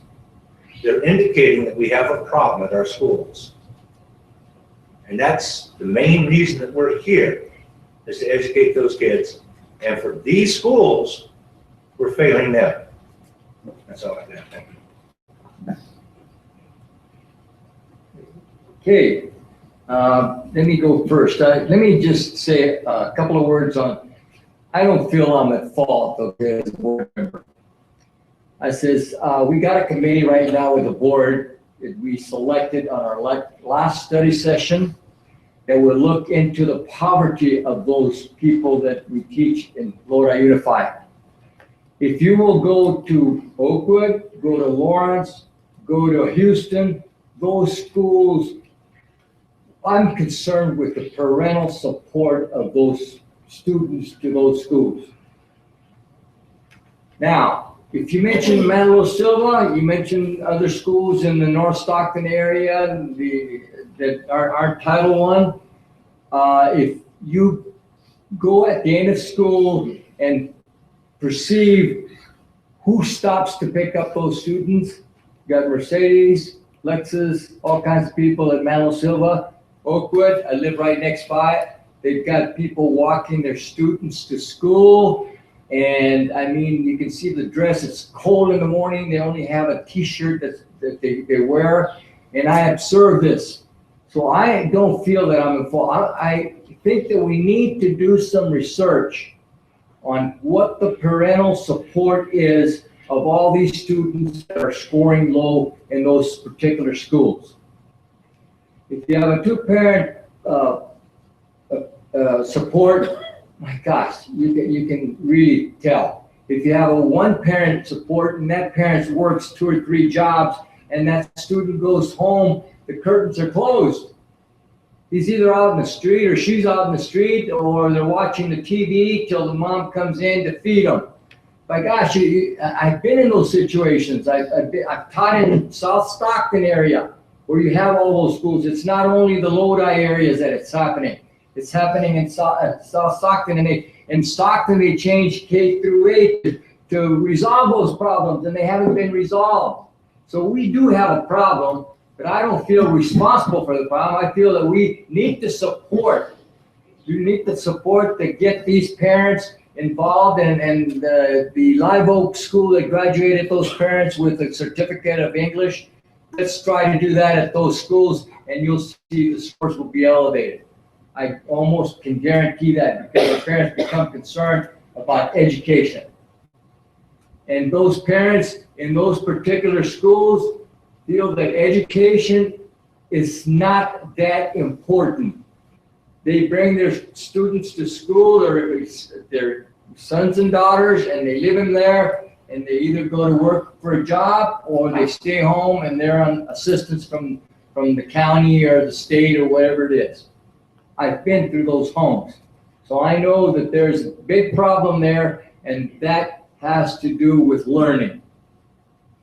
And I know it happens in the Hispanic society, because I've been through that myself. And if you don't have that support, my God, you're strike one, strike two. You know, those parents at home will get on these youngsters' case about, you know, doing this, and that, and then the teachers get them at school, and they continue on with getting these schools. Oh, you're not doing anything, you're no good for nothing, and all about this, and double negatives, and so forth. And what do? They reserve themselves back. I've seen it happen in classrooms that way. And I just observe and look. But we have a big problem. Yes, we do, Mr. Needy. And I think that problem has to do with parental support. And if we get these parents, again, in the training. And I'm not going to dwell on that anymore. I'm going to go to yes, sir. You're absolutely right about the parental support. But the parental support is not the problem, it's the situation. We've got to find a way to be successful in the situation that we're given. We've got to change what we can, and we've got to find ways to be successful. We owe it to those kids. We absolutely owe it to those kids. I don't want to have some debate. No debate. No debate. You and I can say about this. No debate. I know that you're right. Exactly. We need to work on that kind of problem, and it's a very difficult problem. It's a good example Yes, of how to turn school around. It's a very good example. She's at a charter school right now. Yeah. Okay, she was at Heritage before. The scores were mixed, and you got to get the support. So in other words, you're telling me that administrators are involved, the leadership at those schools. My gosh, you have to have the staff in there involved too. You have to have the parents involved in there. But I'm not going to go into further. Let me go into some positive things now, okay? I want to congratulate McKenna Martin, signed a letter of intent to play water polo at UC Davis from Lodi High School. My gosh, that's a scholarship, all expenses paid. Isn't it, John? Isn't that good? Okay, we have Brett Reeves, signed a letter of intent to play golf with Arizona State. My gosh, one of the best colleges in golf. Bill Nicholson, you ask him, he'll tell you. Okay, we congratulate him. Of course, I want to congratulate Porter, our coach for water polo, and the water polo players and their support that they have. They won the soccer section in water polo against Davis. Okay, again, I want to congratulate Corina Craig. She signed a letter of intent to play at Portland State. That's in soccer. Okay, 2K runner Andre Sandoval will qualify for the state cross-country meet, has qualified. So we have all these positive things happening, you know, and there's a lot of money involved with those things. So again, I want to congratulate those people, and we're going to continue on with the agenda. Dr. Washer, you have anything else? No. Okay, then we'll go to reports. Remember, these reports are no action. So we have the reports, and we'll start with the facility master plan process update. Mr. Hunter. Thank you, President Nava, members of the board. As you said, we're here to give you an update. As you know, we've for several months now have been working on our master facility plan, and we have Mr. Steve Newsom here with LPA to give you a brief report on what's been happening.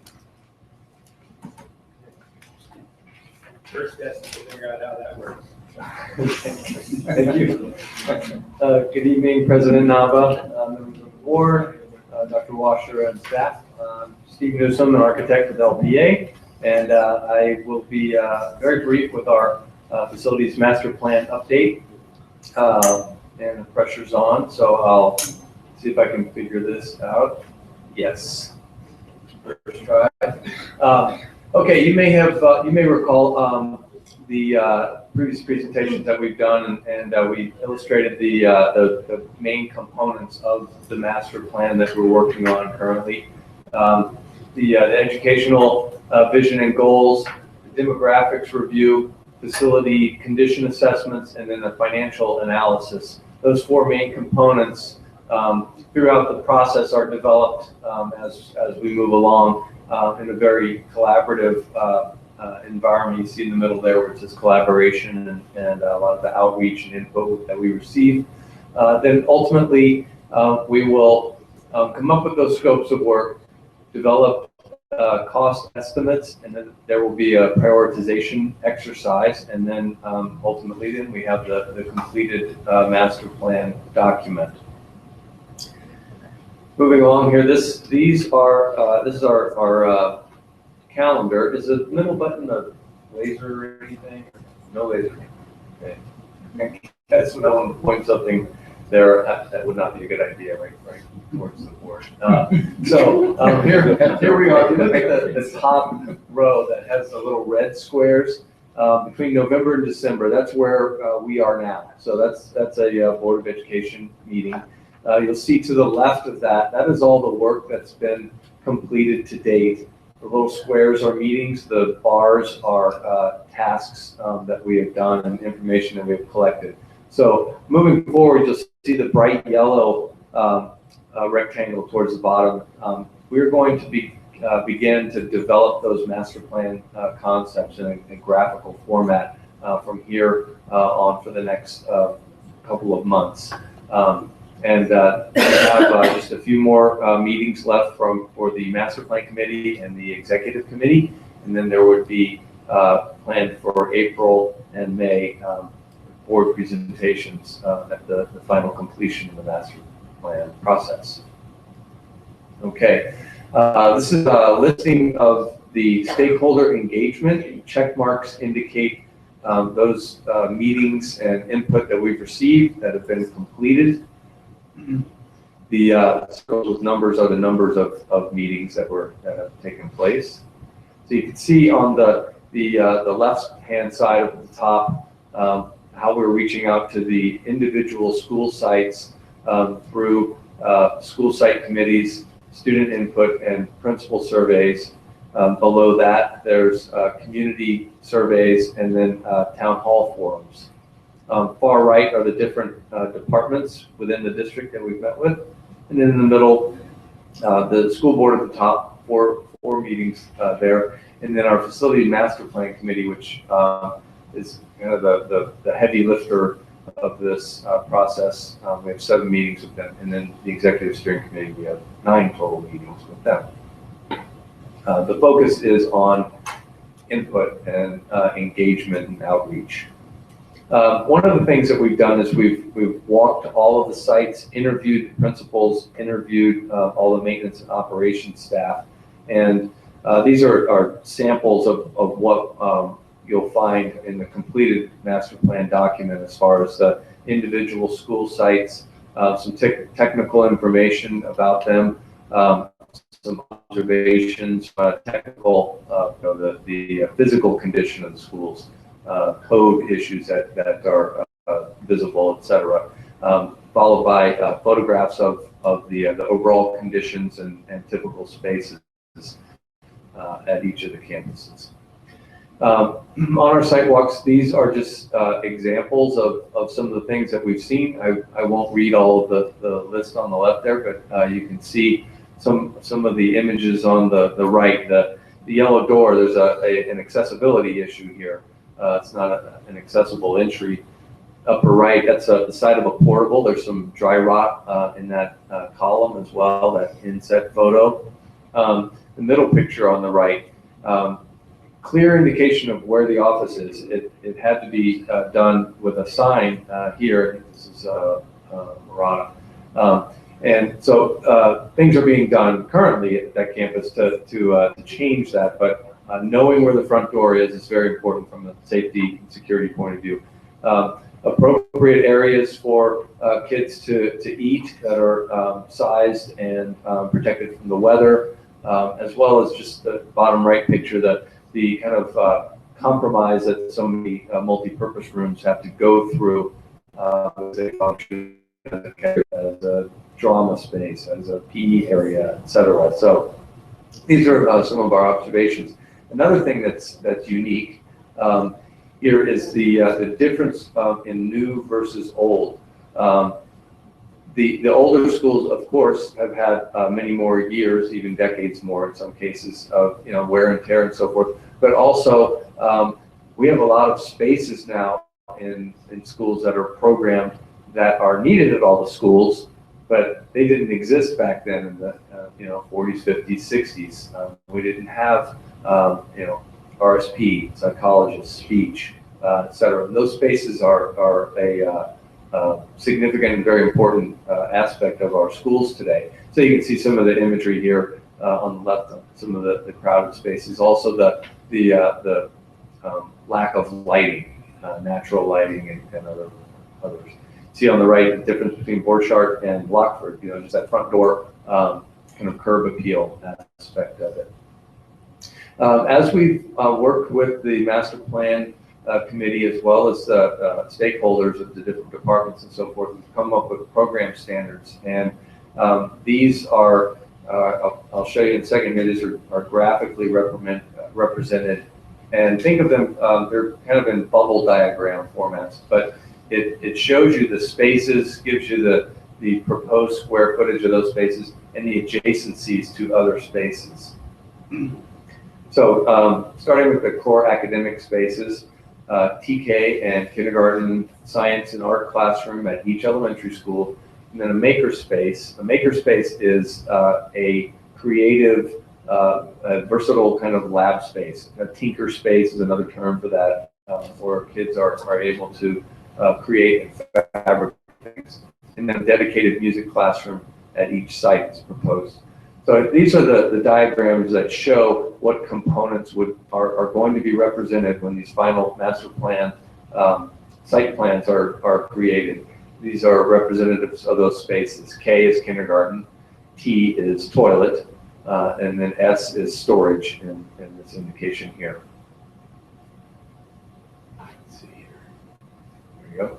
The makerspace that I mentioned, there's a couple of photos on the left of the potential of what those spaces can be, and this is an enlarged representation of what that space could include. So it's very flexible furnishings, lots of writing surfaces, a strong connection to the outdoors, based on projects that are done, maybe rolled out, displayed, etc.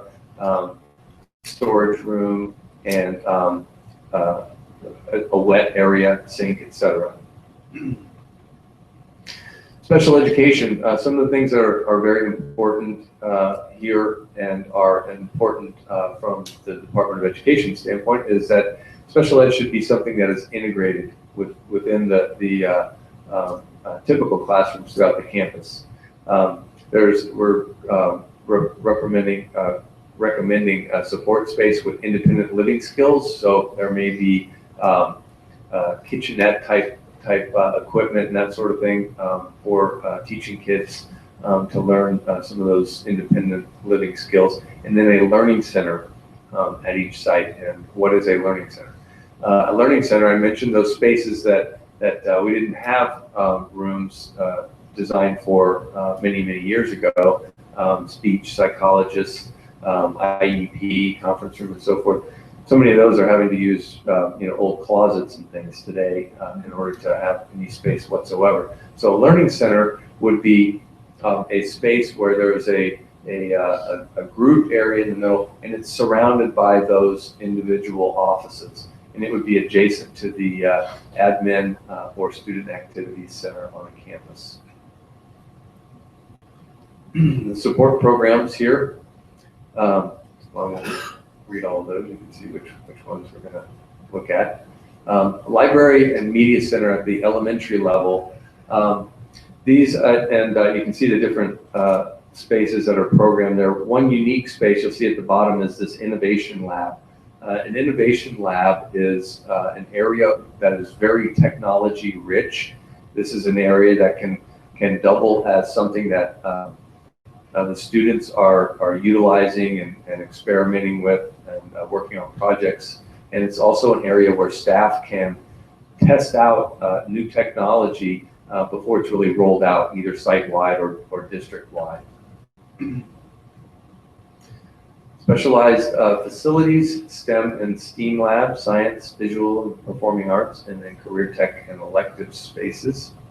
The STEM and STEAM at the middle school, these are spaces that are highly collaborative. You'll see how the classrooms like art and digital art and math have a little dash connection between them. There may be an open, but operable thoroughfare between those two spaces because of the strong connection between design and then fabrication of something, and the ability with today's technology to design something on a computer in one room, and you head over to the other room, and you may have a 3D printer or some other device that can help you create that space. Also on the left here, you'll see a breakout space or gallery that also then has a very strong connection to the outdoors. The opportunity here is that kids can create things and then they can display them, and it can be a very strong sense of pride and communication to the site as well as visitors to the site on what's going on in these classrooms. And it strengthens the STEM and STEAM interest. High school PE and athletics, as I was reviewing this before, it didn't, the images didn't get transferred over for these spaces. So I will move on to our school site charrettes. A charrette is kind of a working session where you're hands-on developing solutions to things. It's a term that architects use. Maybe we should change it because no one else uses it on the planet but architects. So anyway, we had 2 dates. September 17th, we had a middle school charrette with the Facility Master Plan Committee, and each site committee then worked, and you can see some of the images here, and kind of developed their own improvements to their site. And we gave them components that were to scale that they could use and lay out on the site. And then we did the same thing for the high schools on October 22nd. So this is one of the ways that we can get very strong input from those who know the sites the best. The principal of the school, as well as the school site committee, parents, etc., that are on our facility master plan committee, contributed to this. Then they presented back to the overall group. We also, with the Facility Master Plan Committee, developed guiding principles. And these are the guiding principles for the master plan and the master planning process. And these were crafted really as a group, and then we vetted them out over a couple of different meetings. And I won't read them all to you other than just the highlighted red text here. The goal here is the master plan is to build a long-term vision, to provide safe and secure schools, viewing the district as a family. So it's a family of school sites, and focusing on all the students. So equity, parity is very important here. Flexibility in design. We don't necessarily know what technology is coming in the future. So we want the designs to be as flexible as possible in order to accommodate that. Facilitating project-based learning. We know the successes of career tech and STEM and STEAM, and so making sure that we are providing the infrastructure for those is important. Healthy and sustainable. certainly environmentally friendly facilities and financially sustainable as well. So energy efficiency and smart, efficient decisions being made. And then finally, community hubs. The interaction and the bond between the community and the school district is vitally important and should be reflected in the master planning process. So our next steps. The Facility Master Planning Committee has a meeting this Thursday. And then after that meeting, we will draft the master plans for all of the sites, and we'll be working on that through January. Then we have another committee, and that is on January 21st, and that's when we're going to start to look at these proposed master plans for each of the sites, and then we'll get feedback, and then we will get the school site committee forum meetings, and that's where we basically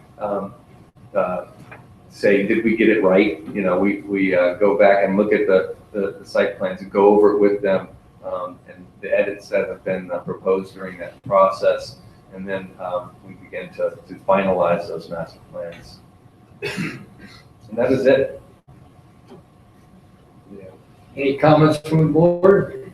Question. Yeah, Mr. Neely?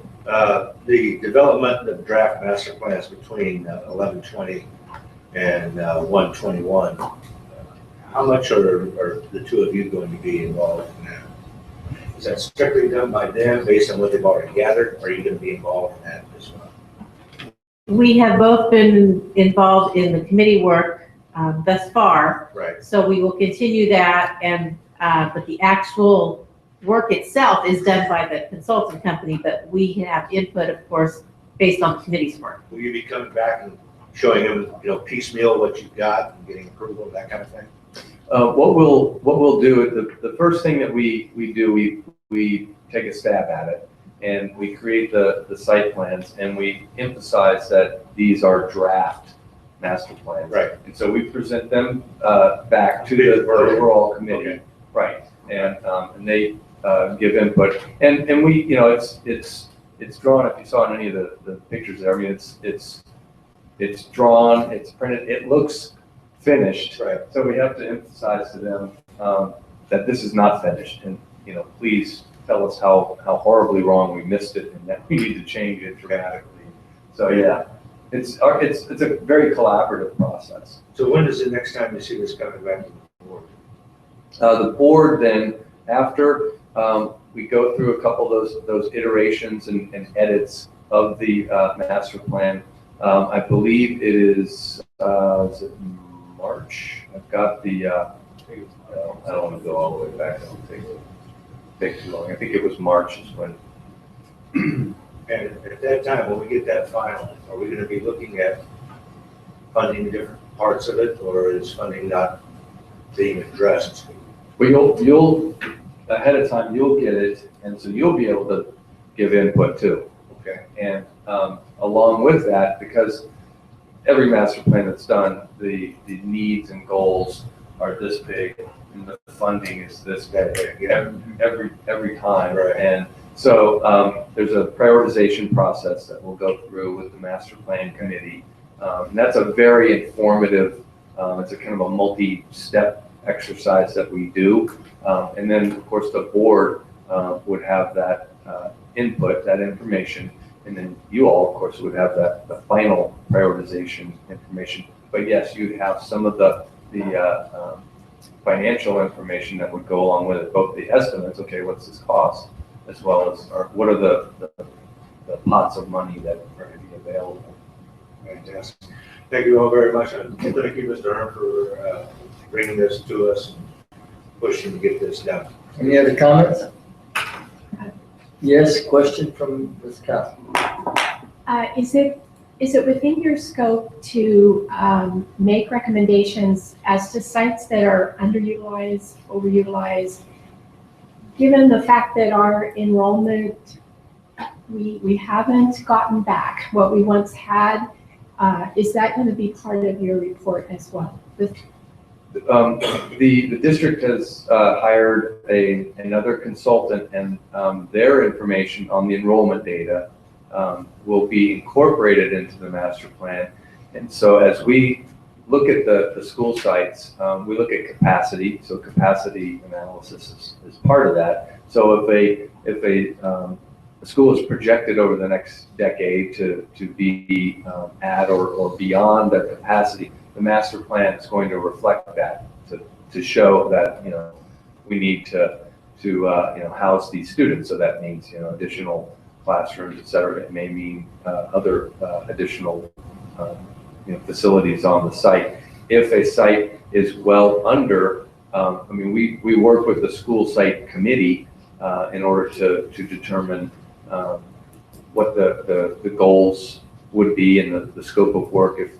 If looking out over the next 10 years, it's still going to be at a low percentage of the site's full capacity. So we don't try to I guess push the direction, but we just present the information and request, you know, from the district what's the long-term goal for this site, whether it's, you know, a site that's so underutilized that it really makes sense to you know, move those kids to another location. You know, that's not our decision or recommendation. But you're doing the information. Yes, so that it's very clear, you know, and it's a long-term master plan, but when it's completed, it's you know, by no means a uneditable document in the future, because each year, as you know, there can be surprises in enrollment. There can be new programs. There may be new funding that comes along that would then push projects, you know, to the forefront in order to capture that funding. So it's something that should be a living document and you know, really looked at regularly. Thank you. It will have flexibility to change. Yes, exactly. Any comments from the public? Well, Steve, thank you for your report. I hope that we have something concrete. I think it was January of next year. Yes, towards the end of January, we should have at least our first draft. Very good. Thanks a lot. Yeah. Thank you.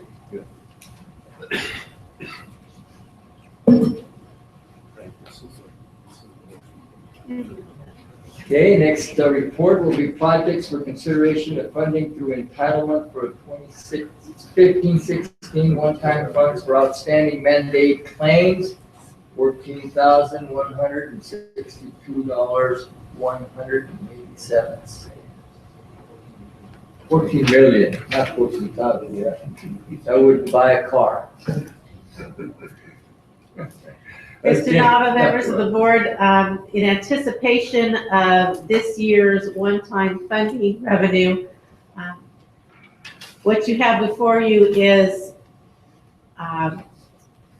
a statement of projects or ideas, efforts that we have heard from the board as being priorities, important, whether they've been funded, currently funded, or something totally new. With some very, very rough estimates attached to some of these. Some major categories such as, you know, CTE being a large issue. You heard a report from all 4 school sites about that. Facilities, newcomer center that's in the LCAP that we haven't started yet. Relocating M&O, instructional materials and supplies, and doing some more with our technology plan. So those are some major categories with some specifics listed under it. Certainly, you are not limited to discussing these items only. This is just a starting point to give you an idea of what some things cost that you've been talking about. There is absolutely no action tonight. Of course, this is information only. We would like to bring something back to you at the December board meeting for you to take a very serious look at and to make some decisions so that we can get some of your priorities going and some things funded for this school year with the one-time money. Keeping in mind that one-time money is exactly that. We can't anticipate any ongoing revenue from this. And Mr. Hearn can certainly fill in the gaps that I've left. Again, we presented many things, such as you can see, we have more need in just facility projects that we've listed than the $14 million. So again, there is great need in the district, and that certainly we are very happy that we're seeing this one-time funds, but we would like to hear from the board what priorities they may have for this $14 million. Okay, just let me make a little statement here. I know that had one board member that has requested a study session on this. My gosh, these figures here are just figures. We don't know where some measure will cover these like McNair track and that time. Is Measure L involved with that, or? Unfortunately, with Measure L, McNair was left out of the language. Left out of the language, okay, then you got some, okay. Well, there's a lot of questions. In other words, I've been to a study session on the LCAP, where we had the LCAP and you outlined it and had a PowerPoint, and the board made some drastic decisions on where those 8 things were supposed to be. I wonder if the board would think that this would be a wise thing to do, if to have a study session and approach it that way. That way we have specific figures, not just a $2 million figure for, we don't know what it is. I don't, period, don't know what it is. So I don't know what the wishes of the board are, or if they want to go right now and just open it up for discussion. It's up to the board. Well, Mr. President. Yes, Mr. Talker. I was at least one of them that would like very much to have a study session. And the reason why is I would like just, and I know how difficult it is, I really do, but I would like more specificity on all of these items. As an example, we have down carpet replacement. What schools need carpet replacement? I think that kind of thing would be important, and at what point is it? Is there danger for kids at some of the schools? Those are things that we would need to know. Shade structures. Now, I've been told, and I do not know how accurate this is, but shade structures was needed at Lodi High School because they don't have room for eating outside. I've got a student now that's saying yes. So that kind of information needs to be put down on here as far as I am personally concerned. And of course, I would double or triple the classroom supplies, but that's neither here nor there. Instructional technology, where is that going to go? I kind of want to have some idea. If I'm going to be a part of spending 14 million, exactly where is it going to go? Where is the greatest need? And are we fulfilling that need in the best way with this money? And that's the reason that I've said, hey, I think it's worthwhile when we talk about spending that kind of money, that we have some kind of a study session with more clarity in it. Yes, Mr. Neal. Yeah, if everyone wants a study session, I'll certainly support that. One of the things I want to say on here, though, under facility projects, I don't see heating and air conditioning in there. And I think we have quite a problem on that. Eric, we got a problem out there at the theater. It's okay, right? Yes, I believe that's being addressed with things like Prop 39 funds and things like that. Okay, so for my addressing, that'd be fine. I just want to get. What was listed here is items that we currently do not see any immediate funding within, say, a 3-year period. Okay, does that include like the technology plan for 1.5 million for one-to-one devices? I mean, we've already got a plan for that. In this case, the $1.5 million was to accelerate that so that we could buy the devices in the spring, get them introduced to the sites that would receive that, do the training earlier instead of waiting for the July 1st LCAP dollars that would buy that. In other words, that would accelerate it. See, that's probably, I mean, that's a great reason, okay, totally understand. You can't put that on here. Oh, we don't know that. Well, and again, if you want to ask questions, the carpet replacement, we're looking at anything that's 20 years or older within the district. And that's the dollar amount that maintenance and operation believes. Couldn't get 25 out of it? Well, I concur with both gentlemen on either side that it's really hard to make a determination when there are so many questions in your mind. And like you said, this is a very rough estimate cost-wise. And there are things on here that, you know, I think all of us have different priorities and so forth. But you really can't look at this. I mean, I'm looking at, okay, PE equipment. I'm going, that's 100,000, but we're talking science class needs and STEM is 200,000. I think it's probably going to be way over that. So I think the specifics will help clarify that to make some of us more comfortable with where this is going.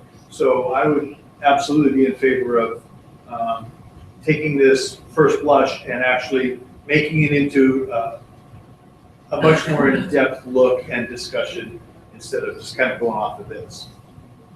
Want to work on that? Yeah, My point is, I mean, I'm not supporting the study session. Everybody else wants to go along with it, I'm certainly be there. okay. Let's go sit here and hash this thing Ms. out. Casson? I would appreciate a study session, except Mr. Hearn, the Lockford MAC has a meeting Thursday. So can I ask you for Lockford parking student drop-off area, it says $300,000.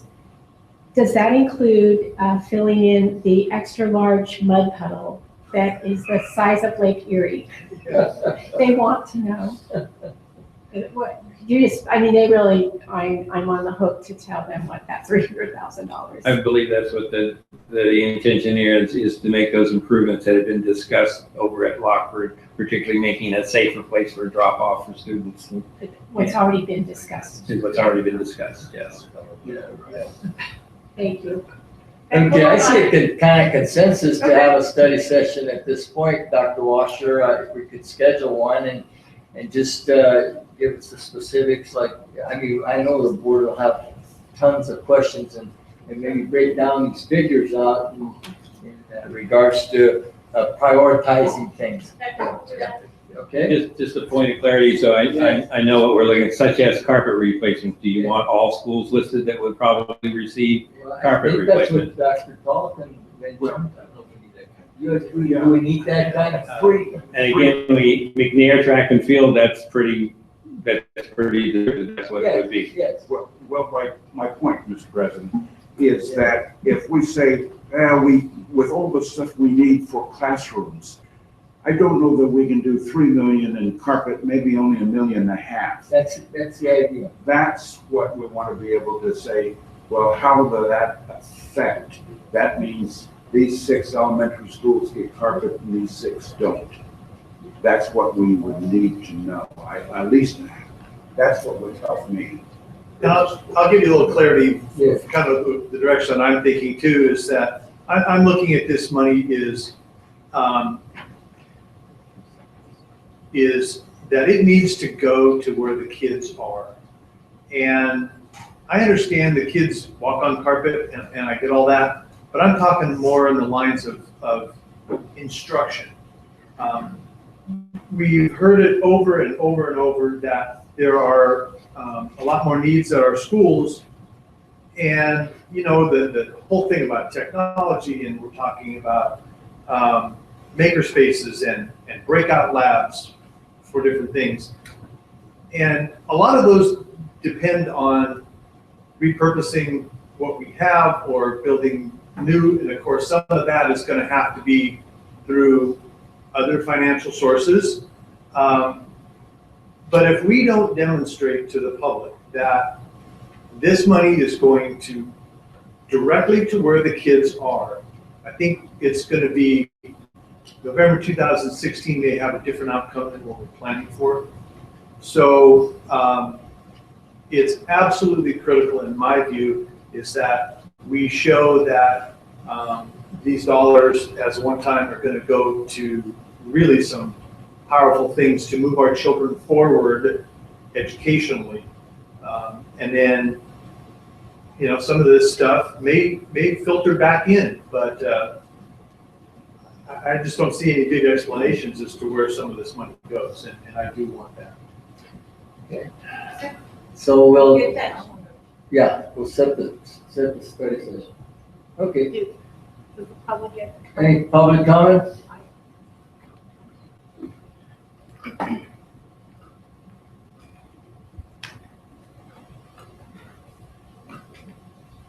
Good evening. First of all, this is an opportunity, like there aren't very many opportunities that come along in public education. I remember many years ago when Governor Wilson gave us some money and my department got $67,000 and we were able to bulk buy materials, which meant we got a lot more stuff. And we used that material for decades. Even when the times got bad, we still had some of that. Anyway, when my daughter was in about sixth grade, I saw a flyer about a robotics class down at the County Office of Education. And so I signed her up and her friend went with her. And the first thing that happened when they walked in, I have never seen the two girls' faces light up that they were going to have this opportunity to see these wonderful things and make them themselves. And they learned to build robots and program them, and the guy taught them how to solder. It was amazing. And it was truly, truly a valuable experience and awe-inspiring for what I think that the kind of things that make children happy to be at school and to see things and to do something, not just sitting there. And so my point on this is that, fourth year medical student, so that's 4 years in medical school, 4 years in college, 4 years in high school, and 2 years in medical school. And I add that up, that's 14 years ago. And we still aren't doing that for our students, whereas across the country, people are doing that for their students. So when I see this money, I'm looking at, oh my gosh, we have an opportunity to do something for every child. And about 3 years ago, a teacher at the high school called me, and he had been approached for doing, because they wanted to do a robotics class there or after school program. And he was just here, he had too much on his plate. So he asked me to do it. And I thought, I can't do it, I'm already doing all this other stuff. And so I just happened to, do some research, and I called. It was online, by the way. If you go to Amazon and look for toys, there's a whole section on STEM now. So I called up Lego, and I found out that the Lego people have sections for different groups, including, this is the 10 to 15-year-olds, perfect for introduction, like in high school. And then they have a more advanced level. And I thought, well, this is just be great. I know that this teacher, because he really wanted to do robotics himself, he said, I have a natural interest in it. And if we gave people the stuff to do this, our kids would have that opportunity. It's okay. So anyway, we're going to give this to this teacher this year, and we're going to let him play with it, and maybe one day he'll get the chance to do what he wants to do. But that's what, when you have all of this money, I know we have a lot of needs, but this is something that will inspire children, all children. I mean, can you imagine any child not wanting to do a remote control? That's why they have them. Or build something, and it helps build their character and their self-esteem. This is the kind of stuff that this is where we need to go in education, because this is what our kids need. Thank you. Thank you, Susan. Okay, we'll continue on with the, oops. Eric? Yeah, Mr. Nava, if I could. You bet. Thank you, President Nava and members of the board.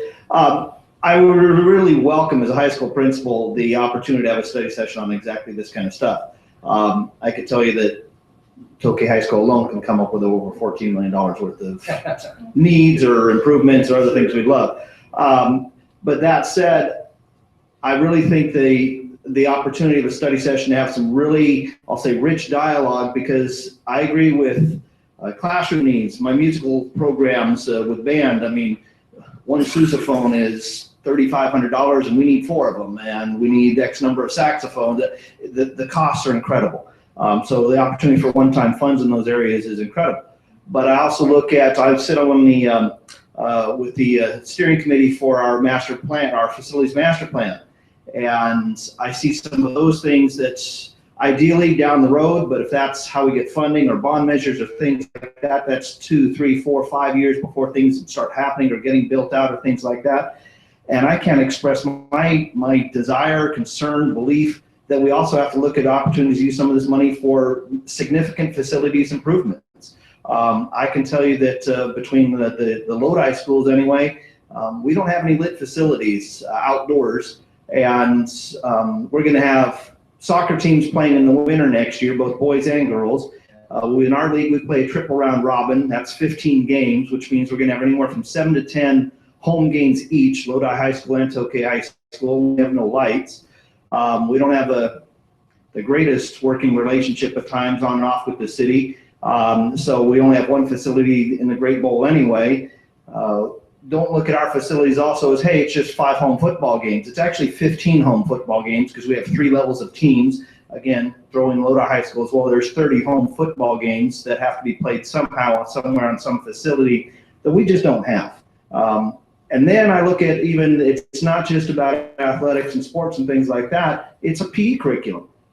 We don't have field facilities and things like that that are up to the level of what our curriculum really could be, because our facilities just aren't in that condition. And if there's opportunity to expand the curriculum side of things and everything else by improving our facilities before we get to the facilities master plan, by tapping some of these dollars for some of those facilities improvements, that's some of the stuff I would really encourage seeing as well. So being able to bring those kinds of ideas to a study session or things like that, I'd really relish the opportunity. So, thank you. Very good. Thank you, Eric. Very good. Well put.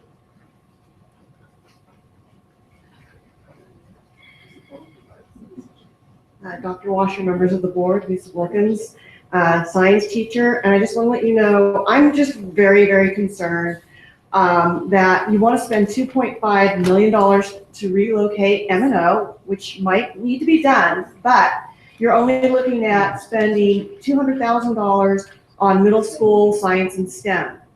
The Mindstorms that Mrs. Heatherly brought up, I did a proposal about 4 years ago where I got teachers at all 5 comprehensive middle schools, and I tried to recruit from Elkhorn as well to create a Lego league.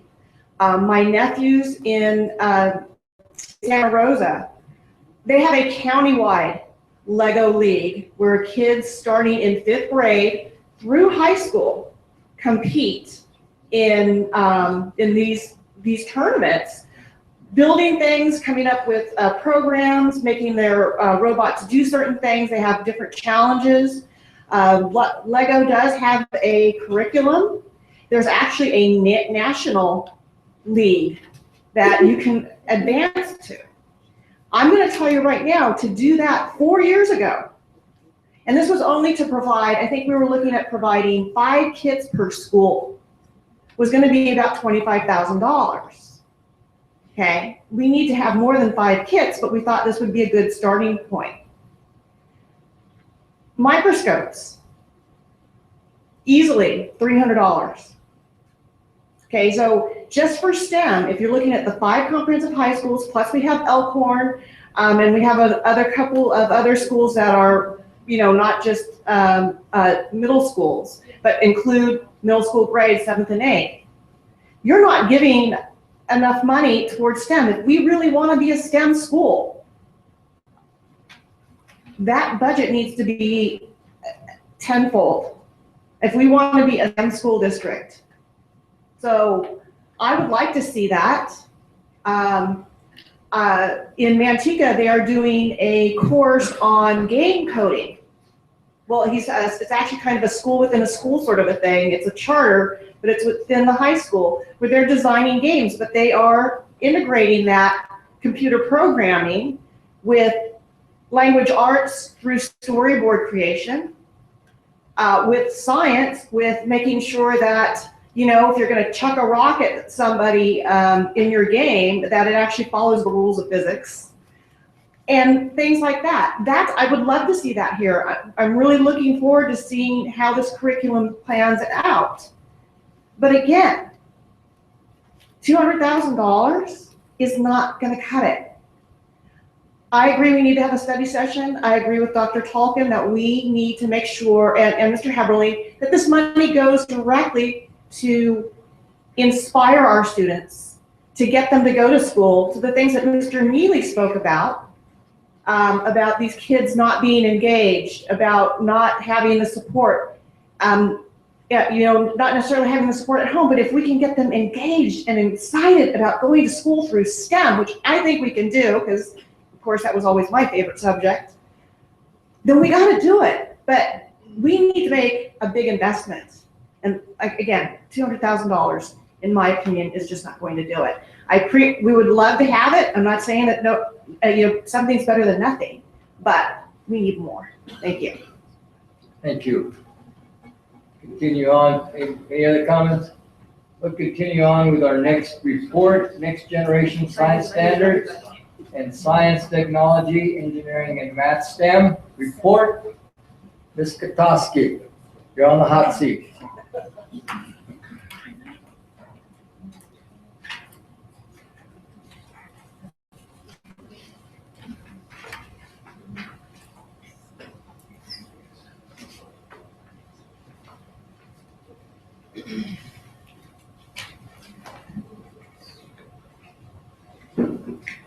President Nava and members of the board, Dr. Washer, Ms. Cunningham, Shirley, as we call her, and I are here tonight to give you a quick update on our transition to next generation science standards and how we are transitioning, or what our plans are for STEM.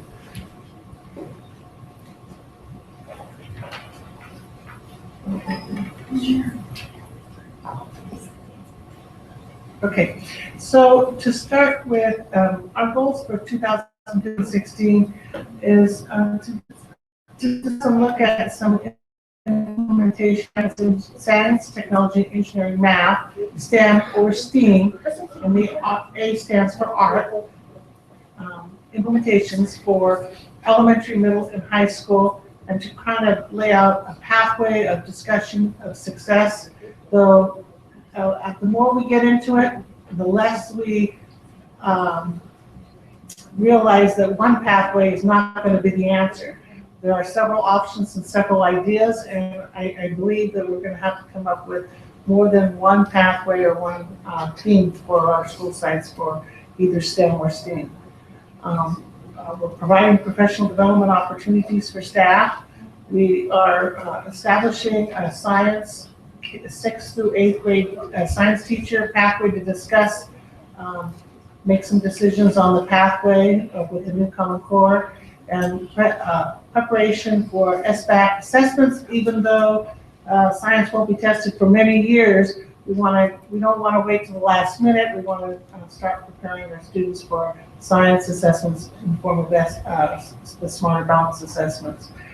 Some of the other things that we've tossed in recently are the safety information and training for all of our teachers in the science classrooms, 7 and 12, and providing health education information.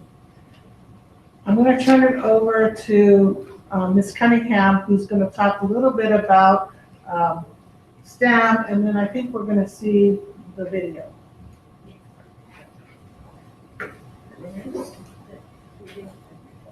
Good evening. This is just a short video about isolated STEM versus integrated STEM education. What is STEM? It's the acronym for science, technology, engineering, and math, the disciplines that are vital for a thriving economy and a safe and healthy society. In kindergarten through 12th grade in the United States, most STEM teaching and learning focuses on science or mathematics. Comparatively little attention has been paid to the T, the products and systems that meet human needs, and E, the creative process used to design these things. And, for the most part, the 4 subjects have been taught in isolation. But new reform efforts, like the Next Generation Science Standards, are placing more emphasis on the connections between and among the STEM disciplines.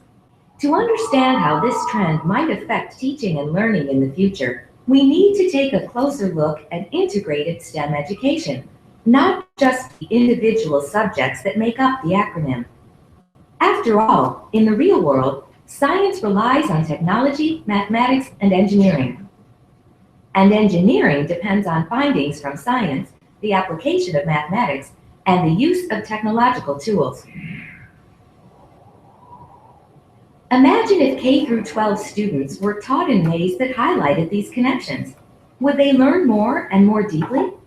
Might they see STEM disciplines as more relevant to their lives? Could it lead more of them to pursue STEM courses and careers? The answers to these questions depend in part on how integrated STEM education is implemented in schools and in out-of-school settings. Research suggests that implementation has to balance learning in the individual STEM subjects with more connected ways of learning. In addition, because it can be hard for students to make these connections themselves, teachers will need to make the connections explicit. Inside the classroom, some teachers may use instructional approaches like problem-based learning or engineering design, which are special kinds of problem solving, to introduce integrated STEM education to their students. Outside the classroom, students are being exposed to STEM connections in museums and science centers through after-school experiences like some TV shows and STEM-focused robotics competitions and in internships. However, we need more research to better understand the potential benefits and limitations of integrated STEM education for students, teachers, and schools. What, for example, are the implications of integrated STEM education for how schools are organized? How can teachers be better prepared to teach in integrated ways? And how can we test kids to determine what they are really learning and able to apply as a result of integrated STEM experiences? The list of questions is long, but getting answers is important for students, teachers, and the nation. For more information about integrated STEM education, check out the STEM Integration in K-12 Education Report.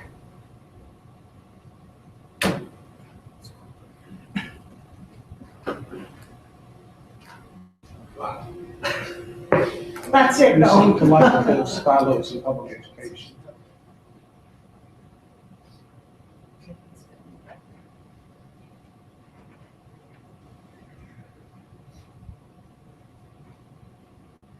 So a couple of the ideas that we have for STEM or some research that we've been doing is putting together a committee to create a vision for the district for what STEM would look like for us. Also, some curriculums that I have been researching are STEM Academy, which is from STEM101.org. They offer a K-16 pathway for STEM education in some fields such as architecture, biotechnology, engineering, environmental science, manufacturing, renewable energy, science, and technology. We've also looked at the curriculum from Carolina Science that is STEM-based, project inquiry learning-based curriculum. Magnitude.io is a company that has taken a satellite that you would send up into space and downsized it to fit into a soda can, and they use that in the classroom to teach math and physics, science, math, and physics. And then we've also began to look at Project Lead the Way, which is another curriculum. It's a comprehensive approach to STEM education using activity, project, and problem-based curriculum. We currently have one elementary school that is involved in Project Lead the Way. That would be Park Lane. And I also believe that Delta Sierra has also some Project Lead the Way connections, and that makes a good lead into Project Lead the Way activities that are going on at Bear Creek. So that is something that we currently have in place that is not fully developed by any means. They're just now beginning to purchase the ideas and the curriculum, but they're just beginning to implement that. One of the things that we are in the process of setting up and will begin in the spring of this school year is this Magnitude IO. And as Shirley indicated, it was shrinking down a satellite into a soda can. And we presented this to all of the middle and high school teachers that were interested in piloting or using this opportunity to have Magnitude IO in the spring in the classrooms or in an after-school setting.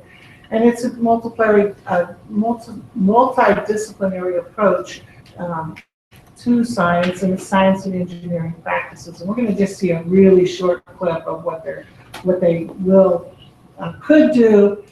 One thing about STEM is it doesn't always go the same in every environment because children have different needs in different places. So it's kind of difficult to say we're going to do this, this, and this because our kids may not need part A, they may need part C, D, and E kind of thing. So we're trying to gather as much information as we can and get our teachers involved as we can to develop the different pathways or objectives that we can develop as we go down the road.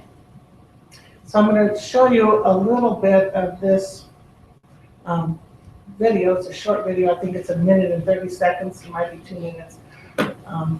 And just to show you what our teachers might be getting involved in.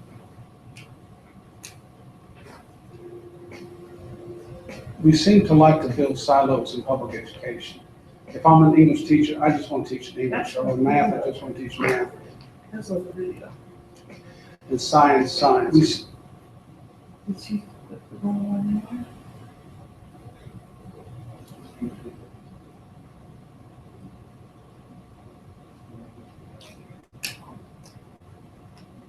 There it is. Thank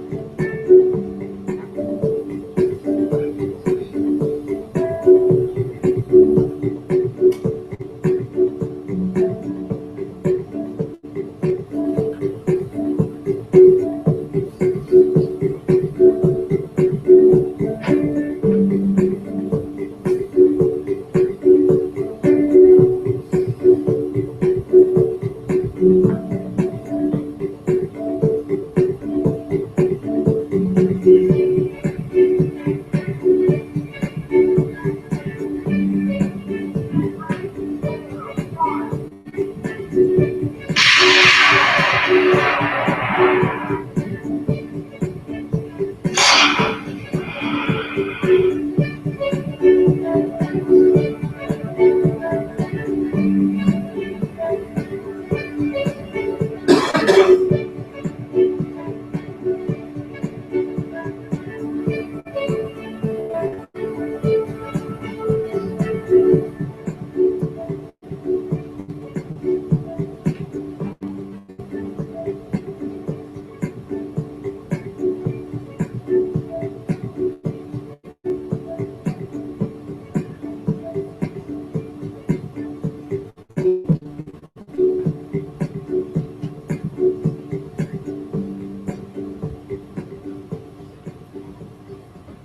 So we've been in discussion with Magnitude.io and our teachers, our science teachers, they came and talked with the staff from Magnitude.io. That was just one small portion of what you saw. There's a lot of steps in between that video did not show. And the rocket is one idea, the air balloon that takes a barometer and the temperature and environmental issues is another idea. It's wide open to what they want to accomplish with this satellite in a can, basically, that they can solder together if they want to, or we can do something different, have them pre-soldered. It's up to really what the teachers want to accomplish in their classrooms. They provide professional development for the teachers, which I hear can be a little bit intimidating, as this is kind of off of their normal path. And then the end product is a pretty exciting little event to go out to the Snow Ranch and shoot off those rockets or lift off the hot air balloons. And one thing that they keep repeating to us over and over is, we're lucky because that's just down the road from us, whereas everybody else has to drive 2 or 3 hours to that. The Snow Ranch is like right outside of Modesto or someplace like that, where it is an actual launch site. So that's something that we're bringing in for teachers, and the teachers that are interested then will help us kind of lay out what they see and how they see things going in the future. Because right now we're shooting in the dark, and it'd be really easy for us to lay out a pathway, things and ideas, but it may not be what the teachers want to see and use in their classrooms. So this is just something to get us going and get the imagination running for our teachers and for our students, and they can be our committee to help us develop the different STEM pathways, because I believe we're going to have more. We already have one in our ag department. We'll have another STEM or STEAM pathway with our sciences. Who knows where we can go? It's wide open, really, for us. So I wanted Chair Lee to kind of share some of the activities and training that we've been getting teachers involved in. So the slide up is just a list of the professional development activities that I have attended, as well as other teachers that have been district and site sponsored. From the STEM Symposium to the CSTA and the NSTA, as well as workshops held out at the County Office of Education in regards to NGSS and the implementation of that. We also have another opportunity in our district for our 4th and 5th grade teachers at some of our sites, Beckman, Oakwood, Borchard, Podesta Ranch, Houston, Victor, and Mosher. It's called Making Sense of Science, and it's ran through West Ed as part of a grant that they received from investing in innovation. What the grant entails is content education for the 4th and 5th grade teachers in the earth and physical sciences. And it also has a literacy component to it. So the teachers themselves actually go through content training as if they had gone back to school, and then they take that content back to their students so that they feel more confident in teaching those subjects.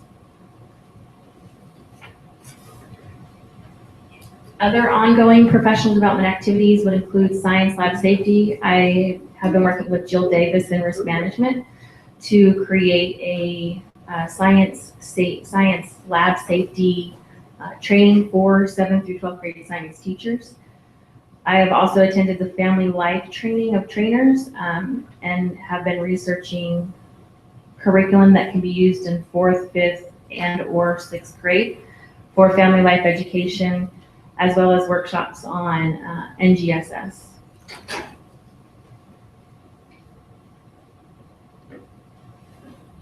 Some of the district professional development that I have been conducting in regards to NGSS were 3 sessions in September about an introduction to the standards, which were pretty well attended. I was pleasantly surprised to see so many teachers be able to take the time. It was after school from 3 to 5 that they attended these sessions. And then in November, there were 3 sessions exploring the standards and lesson planning. So the teachers compared the 1998 standards to the NGSS standards. And then we did a conceptual flow map where they designed a unit, and then I gave them a lesson plan template and walked them through how to use the lesson plan template to shift current lessons that they have to make them more NGSS-like. I will be repeating the November sessions in December because of requests from teachers.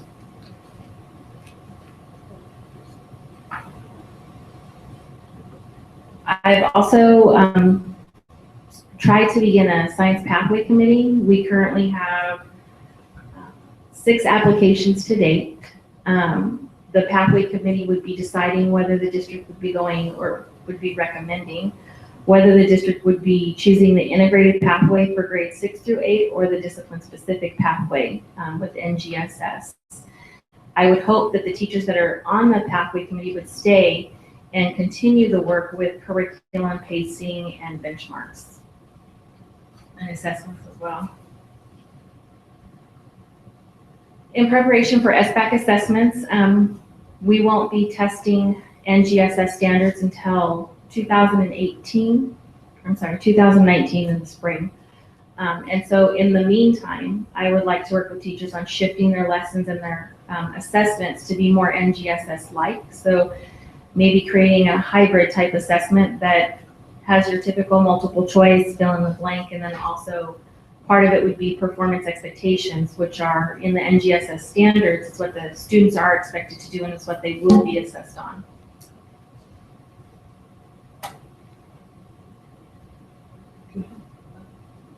I get to say, any questions? That's Questions from the board?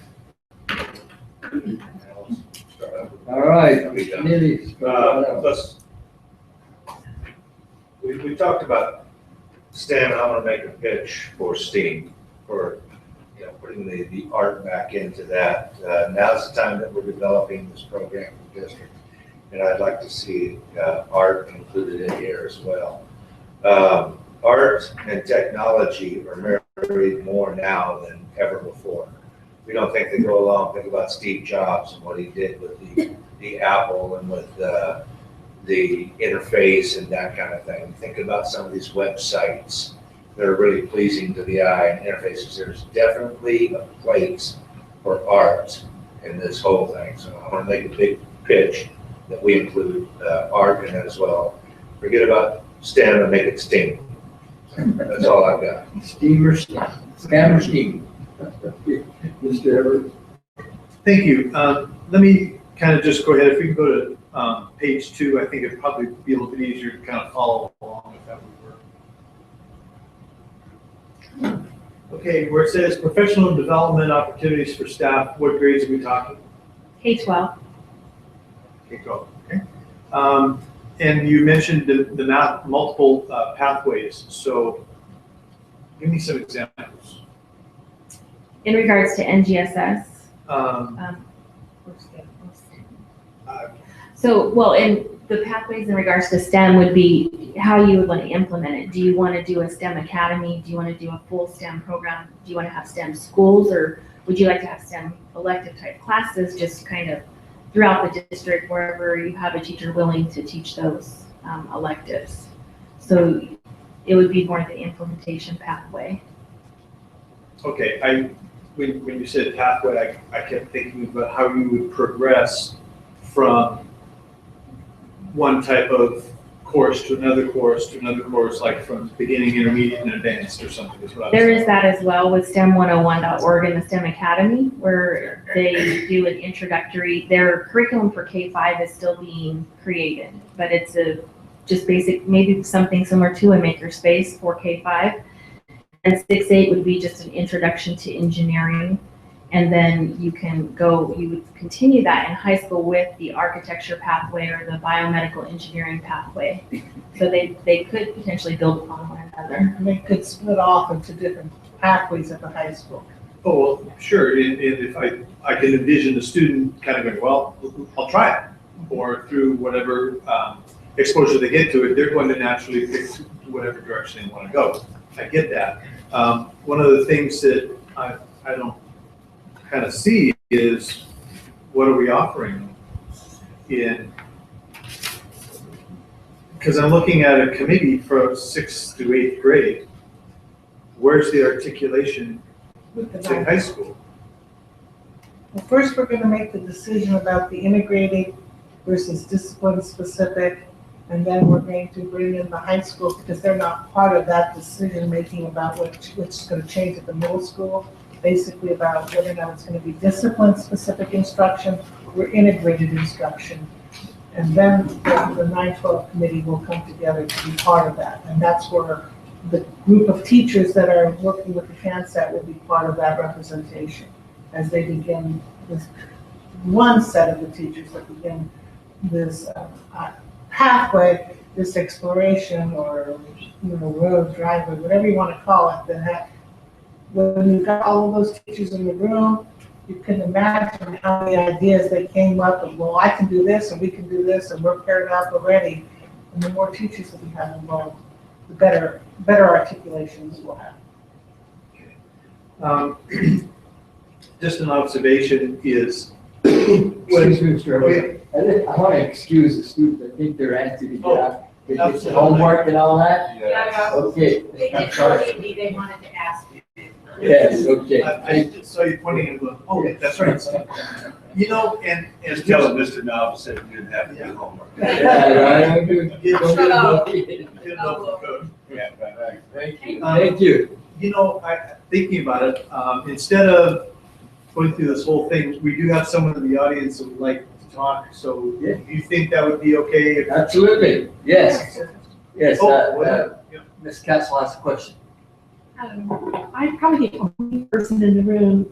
Ms. Cunningham, would you tell us I'm not familiar with your capacity, and I mean, you obviously know all about this, but I don't know.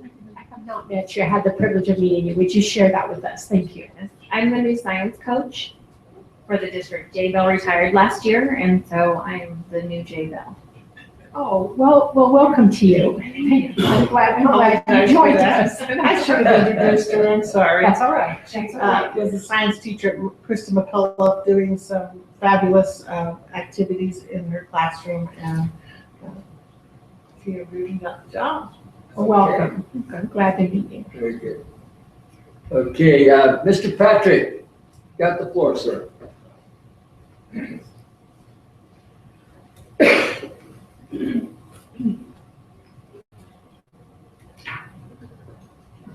You guys said a long time. I'm impressed.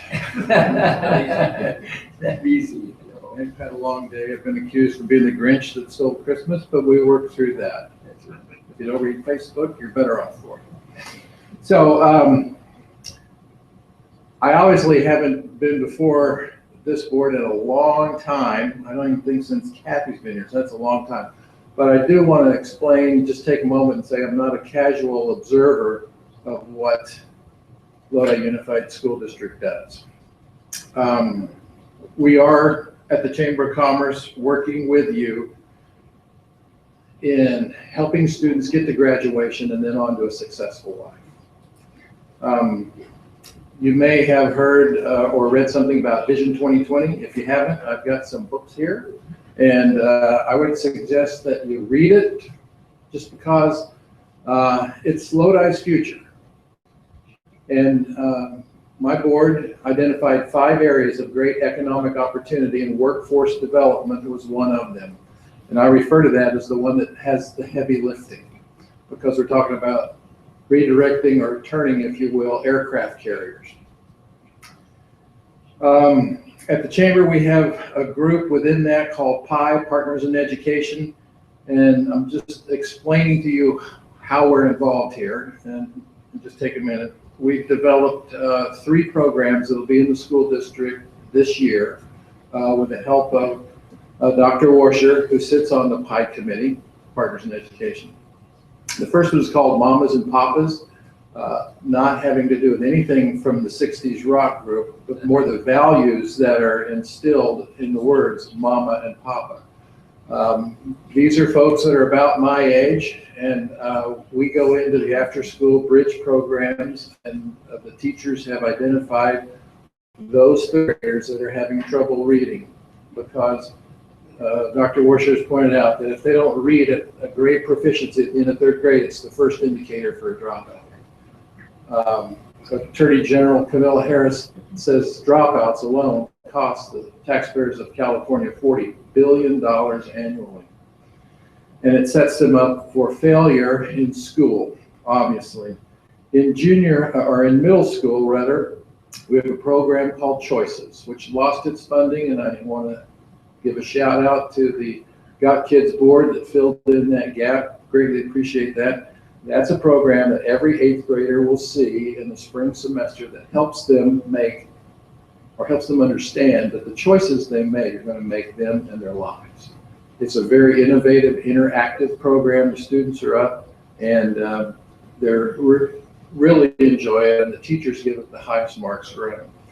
The third program is high school, and we will employ employees of area Lodi businesses. I have them from Trinchero, the new bottling factory out there, to PCP, to New York Life, Wells Fargo, F&M Bank. Young, successful Hispanic business people in their mid-20s. We call this the I was sitting in your seat tour. They're going to say, I was sitting in your seat 10 years ago, and I heard voices over here, voices over here. And he said, come work in the fields, get out of school. It's a bunch of hassle. Come with me. And the others are going to say, you better stay in school and get an education because that's the way you're going to get ahead in life.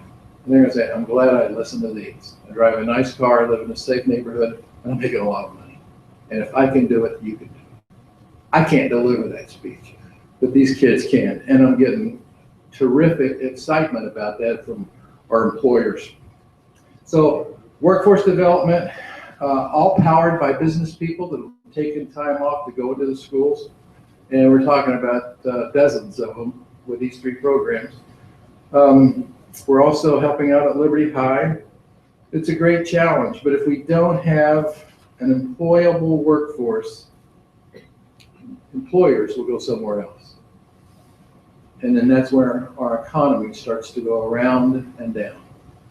We have to have employable workers. STEM courses, mechanics, coding, CAD, robotics, introduction to manufacturing. Last night we had about 7 employers meet with Eric out at Tokay to look at the wood shop, where the business community wants to partner with the school district to do those kinds of courses, to get kids exposed, if you will, exposed to what's possible in their lives. We know that when kids drop out, it's for the main reason they lose hope. These courses can improve the local economy, and the local economy needs to be improved. How? By providing a work-exposed student and therefore an employee, or providing a work-excited student. School makes sense when they understand the films that we saw here, that they understand how science and math and technology works together. And we have opportunity for them here. Right down the street's a company called Scientific Specialties. They make little plastic test tubes you see on CSI. You know, we put the drop of blood or whatever in there and spin it around in the centrifuge. They make them right down the street. They have expanded about 2 years ago, added 175 employees and 75,000 square feet. They're in the process of hiring an additional 150 people today.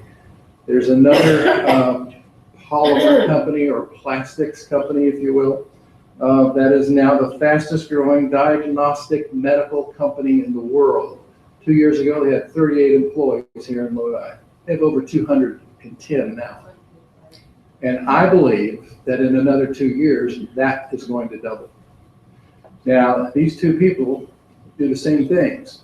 The minimum starting wage now is $15 an hour. That's 40% higher than the current state mandated minimum wage.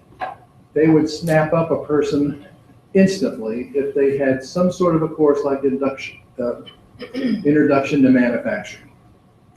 So, and we have those companies that are willing, they're in our group that want to partner with the school district going forward.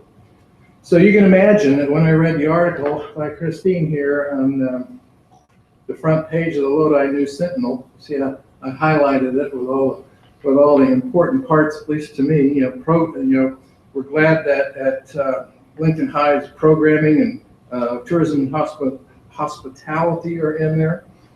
STEM and science at Bear Creek, technology, engineering, advanced coding, robotics, medical programs, STEM Academy at Lodi High. It's like my balloon was filling up with air and I was getting, it was just floating up to the top. So this is great. AP Computer Sciences, McNair Healthcare Academy, desperately needed. Then I read the part about the board. School board trustees were very much in support of creating more opportunities for students to prepare for the workforce. My balloon went higher and higher. And then I read the last line. I'm sorry, Dr. Washer. The pin hit my balloon and said, Dr. Washer cautioned that these ideas would be competing with many other interests in the districts as the district decides where to spend a finite amount of money. And believe me, I get that. Because at the chamber, I have employees that haven't had a raise in quite a while. I have to replace the flooring in the bathrooms and the kitchen. If El Nino really flexes, I'm gonna need at least a half a new roof, and on and on and on and on. And the term spend money, I put on one side, and the other counterweight is investment spending. Spending or investment. The one-time money chart that you had up there, $5.5 million for repair or renewal of athletic fields. I don't know how many graduates are going to take advantage of the sports career that they got at any of Lodi High's high schools. Hey, I'm an ex-athlete. I love it. I want it. I need it. I'm just telling you that from an investment point of view, $200,000 for STEM versus $5.5 million for athletics, something's out of whack. Something's out of whack. So investment spending that pays off how? Pays off, and you said it earlier, I think, Mr. Neely, do what's best for the students. Do what's best for the students because they're our next workforce. Our economy depends on them. It's not going to be how well they can hit a tennis ball. It's not. And believe me, I love those courts. Before I screwed up my knee, I used to go over there and practice on that wall. I loved it. So I had to pay for those renewals on that tennis court, right? I wore them down. But I'm just saying it pays off in a successful community, one student / one employee at a time. And you don't see a healthy community without a healthy business community. And a healthy business community, number one thing they need, employees. Number one asset. So, rah, STEM, that's what I'm trying to say. And I just hope you guys really keep very enthused about STEM, as the article said. So I'll leave those here for you. If you haven't read it, I really hope you do. We put a lot, not me, but 65 business people in Lodi, and other people, organization heads, elected officials, etc., put a lot of time into that. I would encourage you to stare a lot at page 13. One picture's worth 1,000 words. Thank you very much for the opportunity. I'm sorry for running past. Thank you, Pat. Thank you very much, sir. Thank you. Thank you for staying. Appreciate it.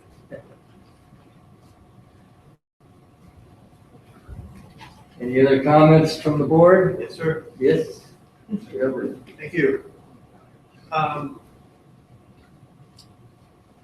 One of the things that quite a while ago, I guess, about a year and a half ago, I had mentioned getting together I suggested that we get together a district-wide science committee of the people who know science and how to deliver it, and had a vision of where science is going and all those kinds of things.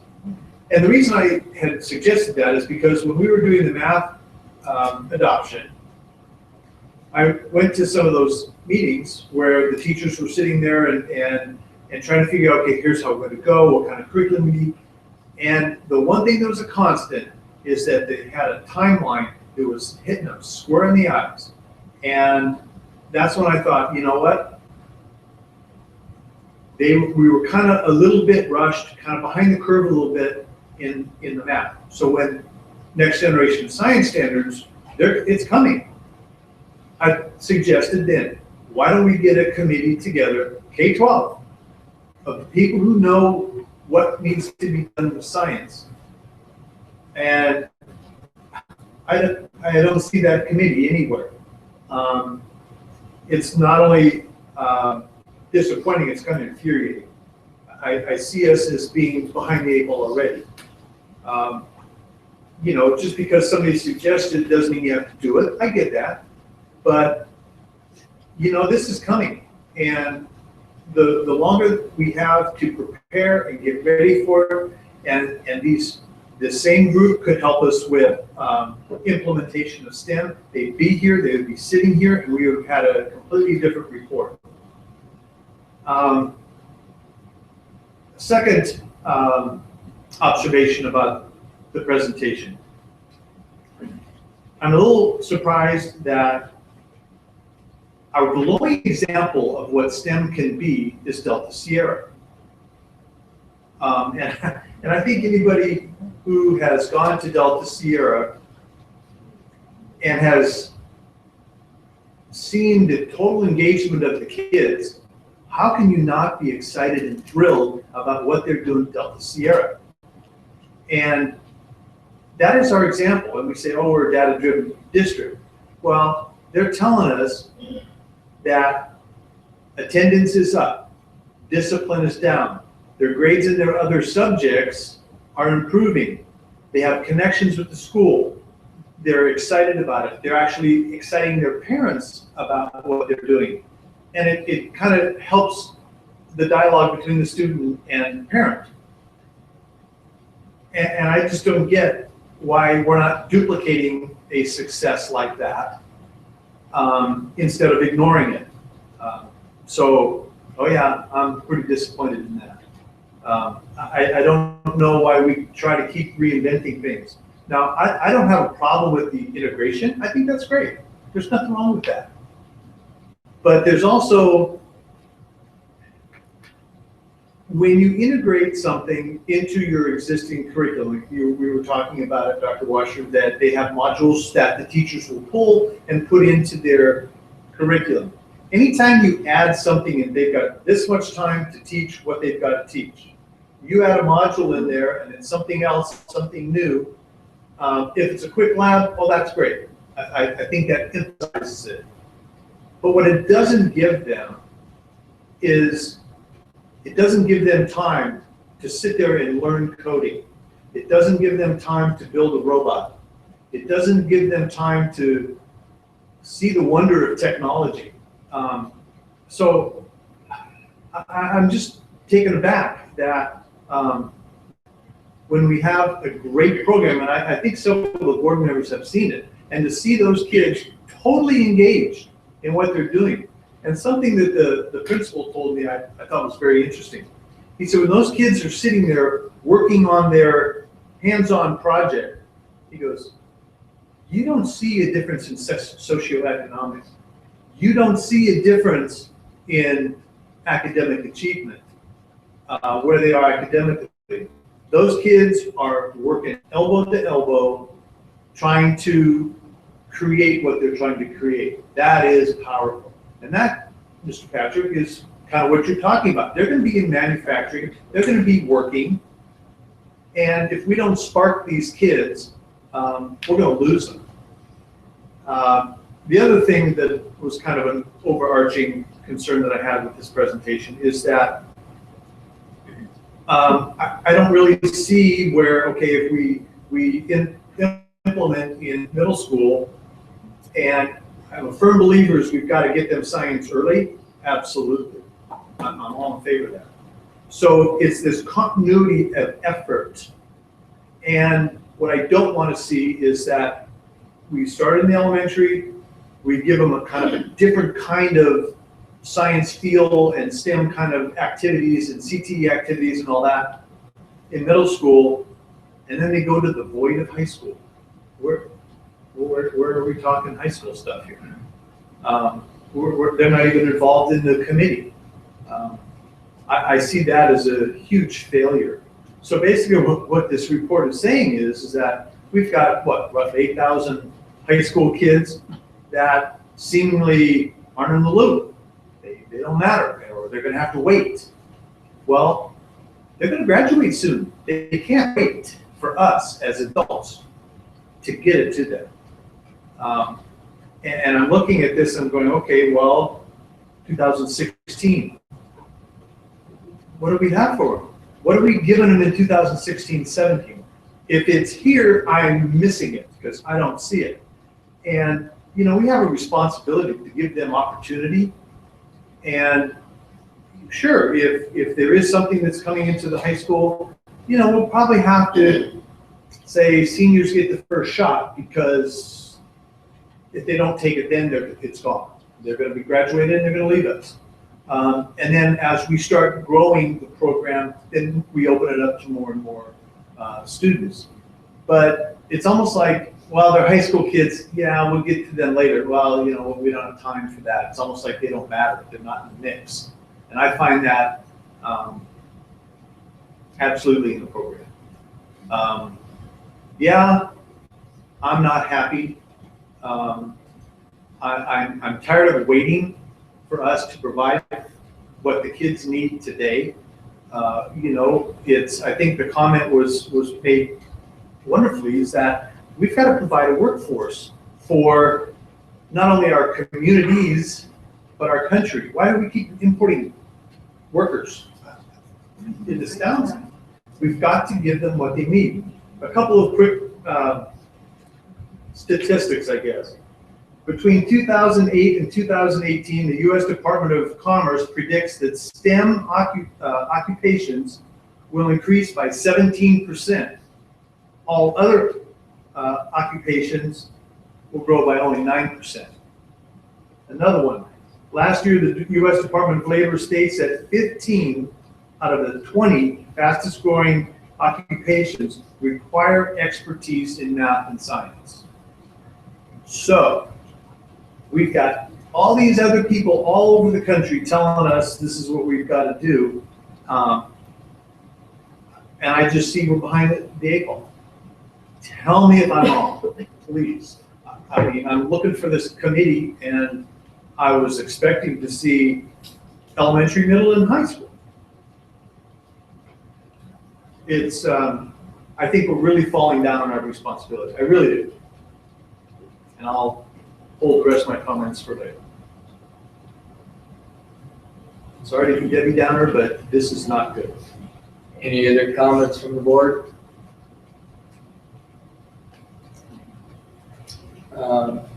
Ms. Castle?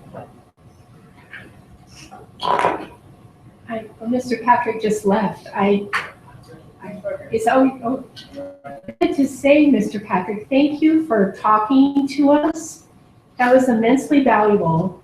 And it's not only talking to us, but it's an action that's going on now. And you have these programs and they are working. And your message was well received, and thank you so much. And it's late at night too, so thank you. I appreciated that very much. And I appreciate what you're doing. I know Kathy, places like Smith Acres are to the 10th power. So yeah. But investment. Thank you for all the programs the Chamber does, because it does help our extended region also. Thank you so much. And then I did have a question, so I'm a little confused here. With STEM, since it's interdisciplinary, yes, by very definition. So if we are to have a committee, then shouldn't we draw from all the disciplines, ideally? Yes? Well, I mean, am I looking at that correctly? The teachers that are going to be implementing the CAT Center activities this spring are interdisciplinary. They will be math and science teachers together, working in their respective classrooms, but on activities that will have a culminating activity that will be together. So yes, it does cover multiple disciplines, and that's part of some of the issues that we have to go on. And what is the purpose of what we're trying to accomplish? I mean, for our students in STEM, the activities have to have a specific purpose in the long run. And so it's okay. I think I'll just stop right here. Yeah. And I guess now with George's suggestion, we need a few art teachers here. Yeah. Or actually, the art could be as Mr. Neely pointed out, the product, the end product, isn't aesthetically appealing like the iPhone? Is it the right size? Is it do the right things? That's the art piece of it. The end product is it look right? Yeah, exactly. Versus just, Sure. And then my last comment would just be that, of course, this would need to be highly collaborative, as many voices as possible, even though, and it's hard to see your way at times, but just to include all, and I'm so happy to see that these committees, or not committees, the professional development has been well attended, and you have to offer more. I love that. So you do have the buy-in, the inclusion. So thank you for that. And again, I'm so happy to meet you when and happy to know you. Okay, Mr. Lee. Okay, I'm gonna, one final comment on this. The committee, and I understand, I think that's fantastic that we're doing it. It's like that great little film that we saw, the science and the math get the attention, and we're not really strong in either technology or engineering. We really don't have a lot of internal assets here within the district to speak up for that. So I would hope that the committee, the very first thing that they should be doing is researching some of the successful STEAM programs and getting some ideas from that and bringing it in, because it truly is an integrated situation, and it's cross-curricular. I mean, it's just, and it's doing things. And I did want to point out too that, I mean, this is defense of my staff here. It did say 200,000 for STEM, but it also said $3 million for career technical education, which a lot of that's going to be STEM. So, so it's not, it wasn't just 200,000. We're going beyond that, right, Dr. Washer? That's exactly right. Yeah. That's why we're having a study session, to break it down. Okay, thanks, Lisa. Let's hopefully we can get the K-12 involved. I know that, we're starting with baby steps there with the STEM program, and we know we have some good ones right now, and we have some good coaching, and your presentation was well taken. I hope that we can expand that to the high schools, okay? Very nice with the report. Thank you very much. Thank you, Ms. Cunningham, for your help also. You have a comment? Yeah.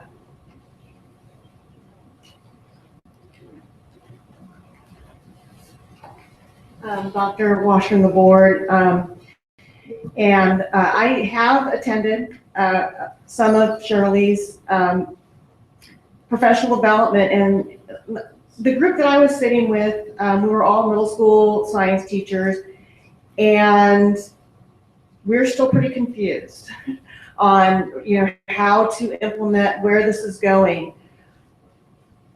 A lot of teachers would love to step up and do more.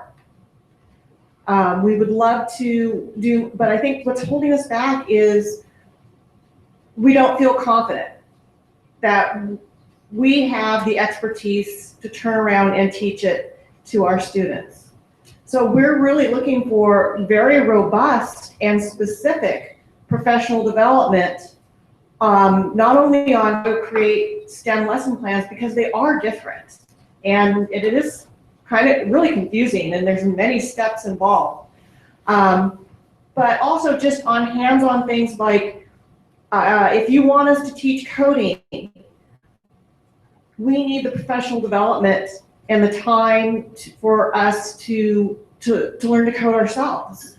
I mean, I have rudimentary coding skills, but you know, I would have a hard time articulating how I do it to teach my students. We would want time to learn the robotics curriculum before we turn around and teach it. A lot of the times what's happened is this is thrown at us and it's like, okay, go teach it. And you know, we're just 2 steps ahead of what our students are doing. And if we have very precocious students, then you know, we're 2 steps behind. We all know how that is. So that's my concern. As far as teachers, I've asked teachers applying to the Science Pathway Committee. 6 to 8 is a really confusing time in the NGSS.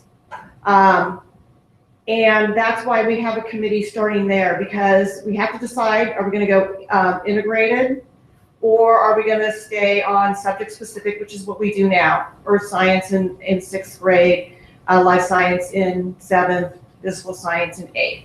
Okay, you can go either way with STEM.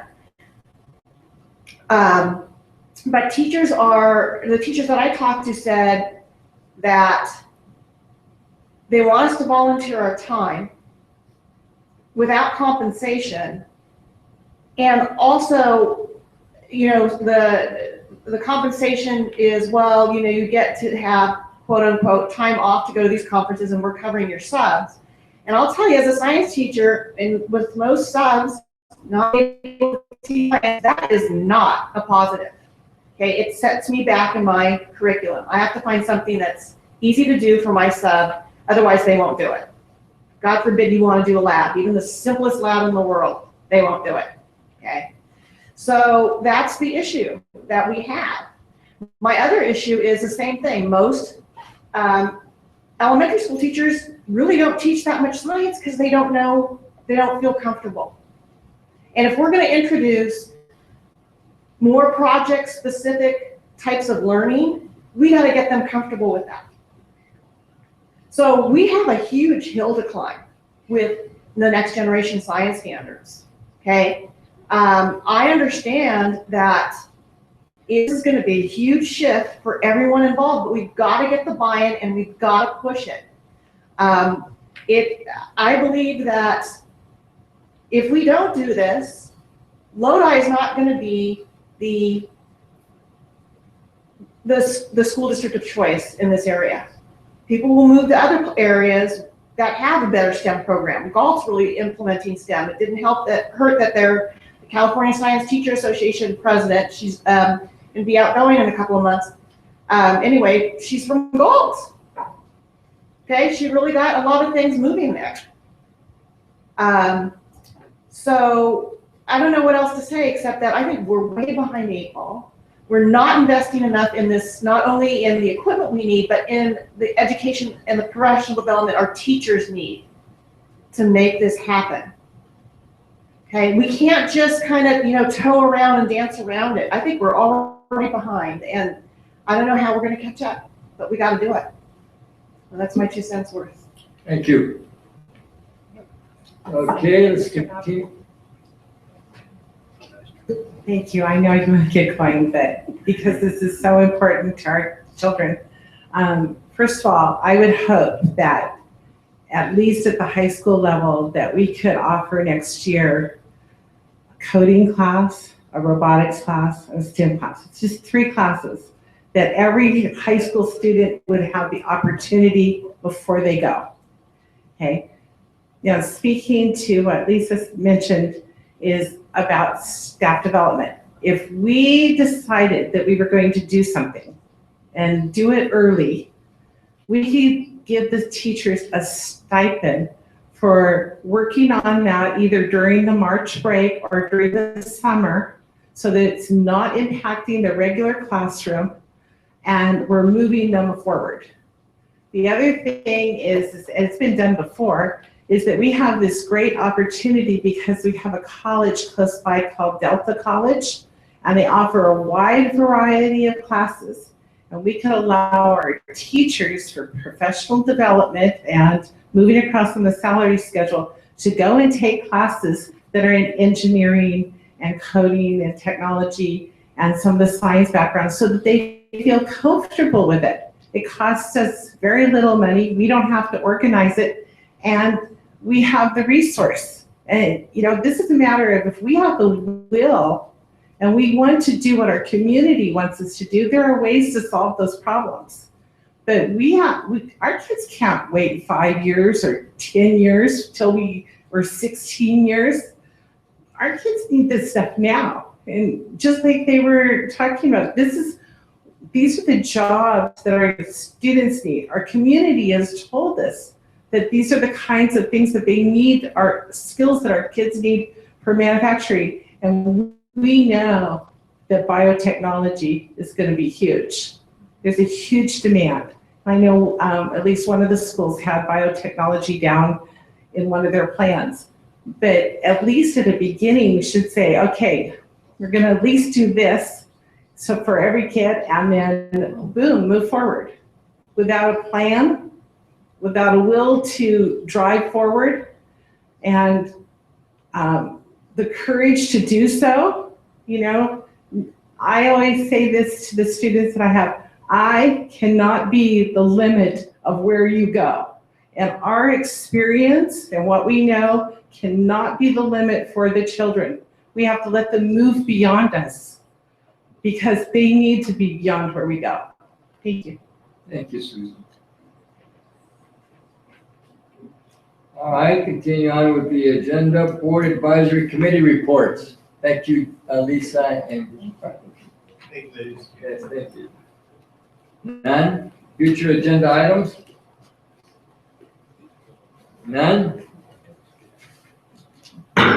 Meeting adjourned.